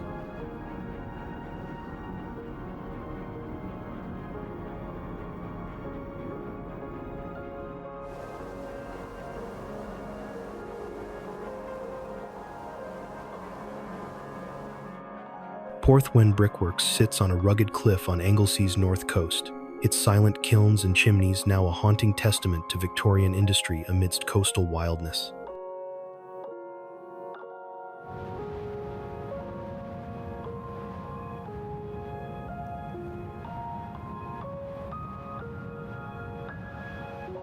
Built around 1908, the site produced refractory fire bricks, made from quartzite to line steel furnaces.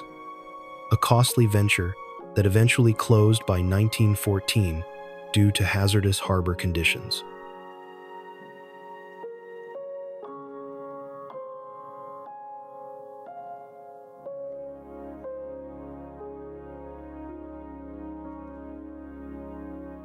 In 1986, CADW designated the brickworks a scheduled monument, acknowledging its cultural value despite dereliction and sea erosion damage.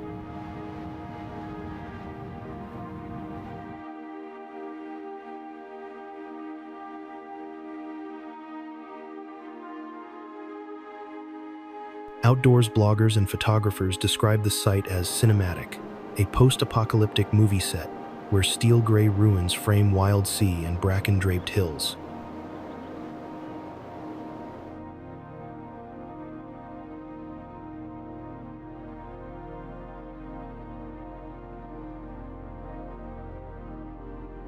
The kilns, with their curved brick arches and rusted bolts, glow honey gold in sunset light, contrasting sharply with cobalt sea behind.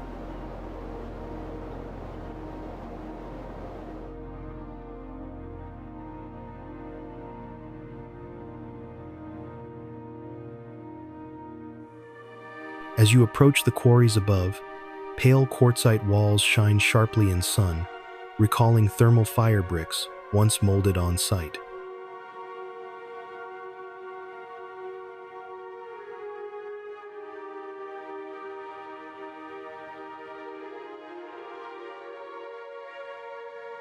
Weathered brick walls, mottled with moss and salt, rise unevenly from the grass, their edges softened by time but still resolute against the wind.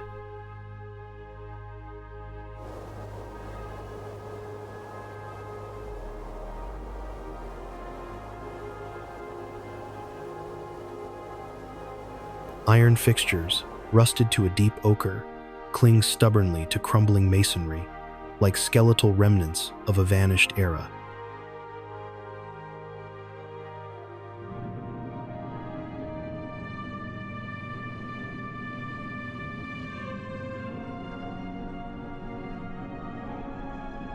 Sunlight filters through broken roof frames and empty windows, casting shifting grids of light and shadow across cracked concrete floors.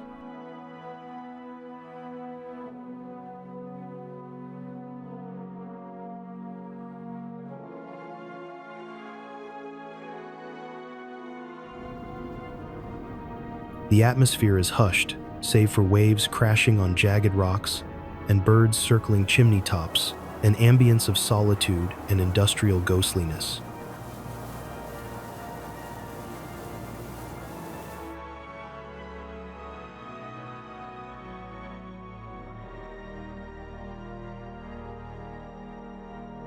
Though derelict, the brickwork stands as a bold memorial to Victorian Welsh industrial ambition and the power of nature to reclaim edge-of-world places.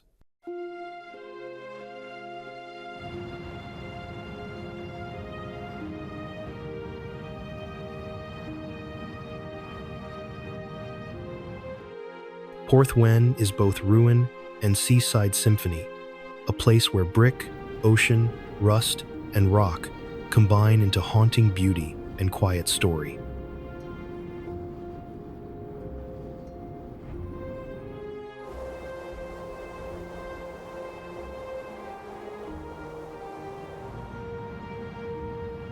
Tintern Abbey was founded in 1131 by Walter de Clare as Wales's second Cistercian monastery, later rebuilt between 1270 and 1301 to house around 400 monks in soaring Gothic structure.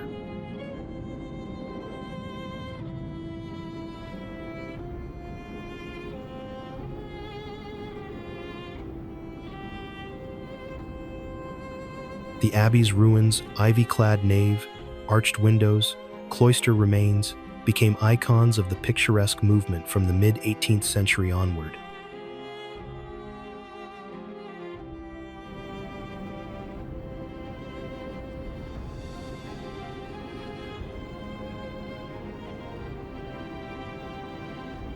In 1901, the Crown acquired Tintern, leading to archaeological restoration and then oversight by CADW in 1984.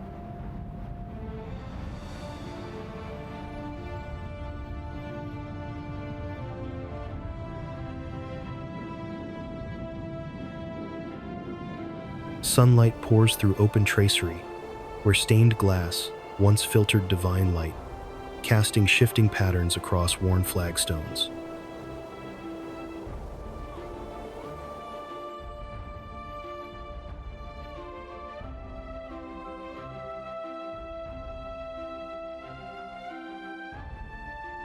The skeletal walls, though weathered by centuries, still rise with grace, stone ribs arching heavenward in silent reverence.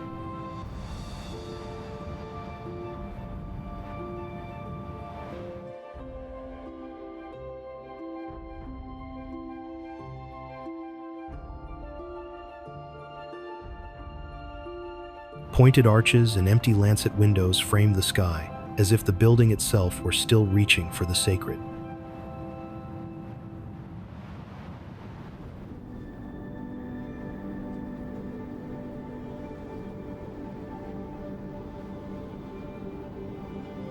The remains are Grade I listed, with the Watergate Arch along the river assigned Grade II status in 2000.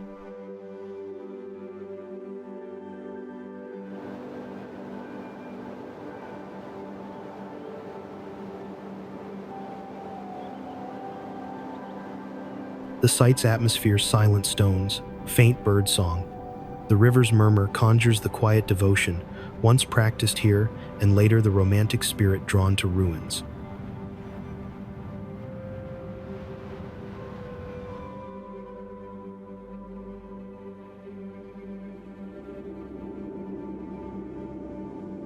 Clouds drift low over a quiet borderland where Wales and England blur into one another, and the wind hums across ridges unbothered by time.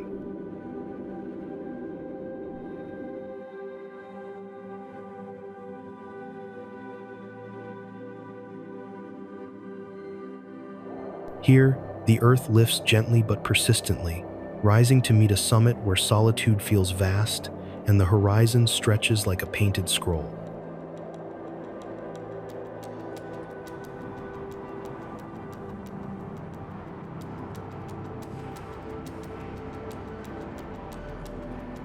Haybluff, at 2,221 feet, crowns the northern escarpment of the Black Mountains, offering expansive views over the Wye Valley and rolling heights into mid-Wales.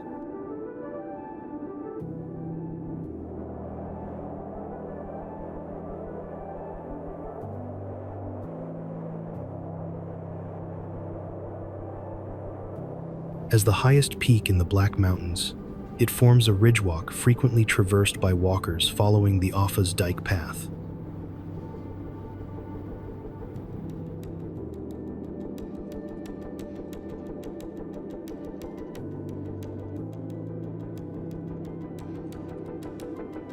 Autumn sunlight turns the grass gold, upland shrubs burn copper red, and distant hills fade into smoky blue under a cloud-scattered sky.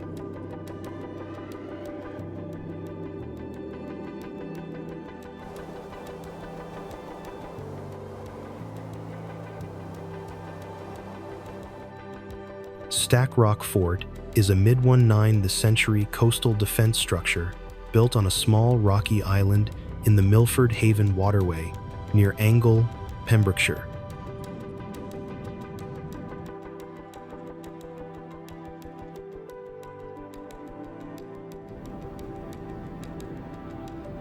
Constructed between 1850 and 1852, the fort originally housed 3 32-pounder guns and a smaller 12-pounder to protect the Royal Dockyard at Pembroke Dock.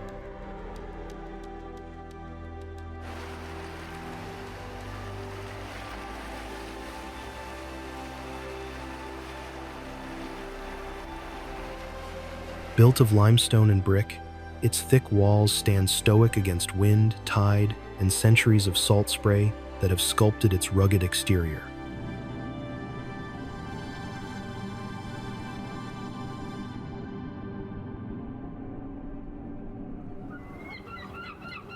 Now classified as a Grade II listed building and a scheduled monument, the structure's preservation is recognized as part of the national heritage.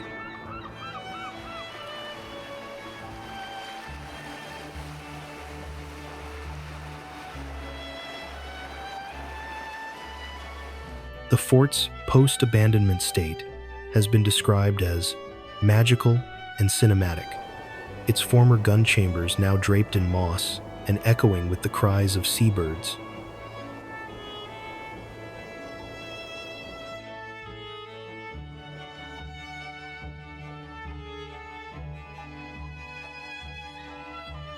This is the end of our journey through the wonders of Wales, a country where history, landscape, and culture come together in unforgettable ways.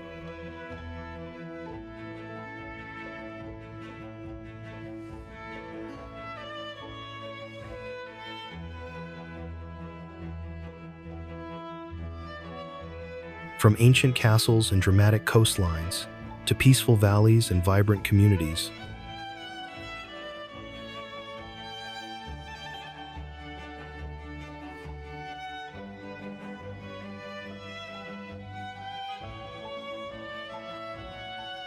Wales continues to inspire visitors with its unique character and natural beauty.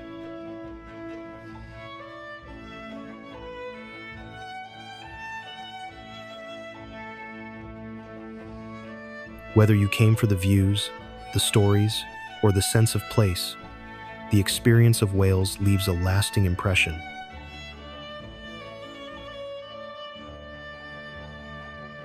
Thank you for joining us on this journey through the wonders of Wales.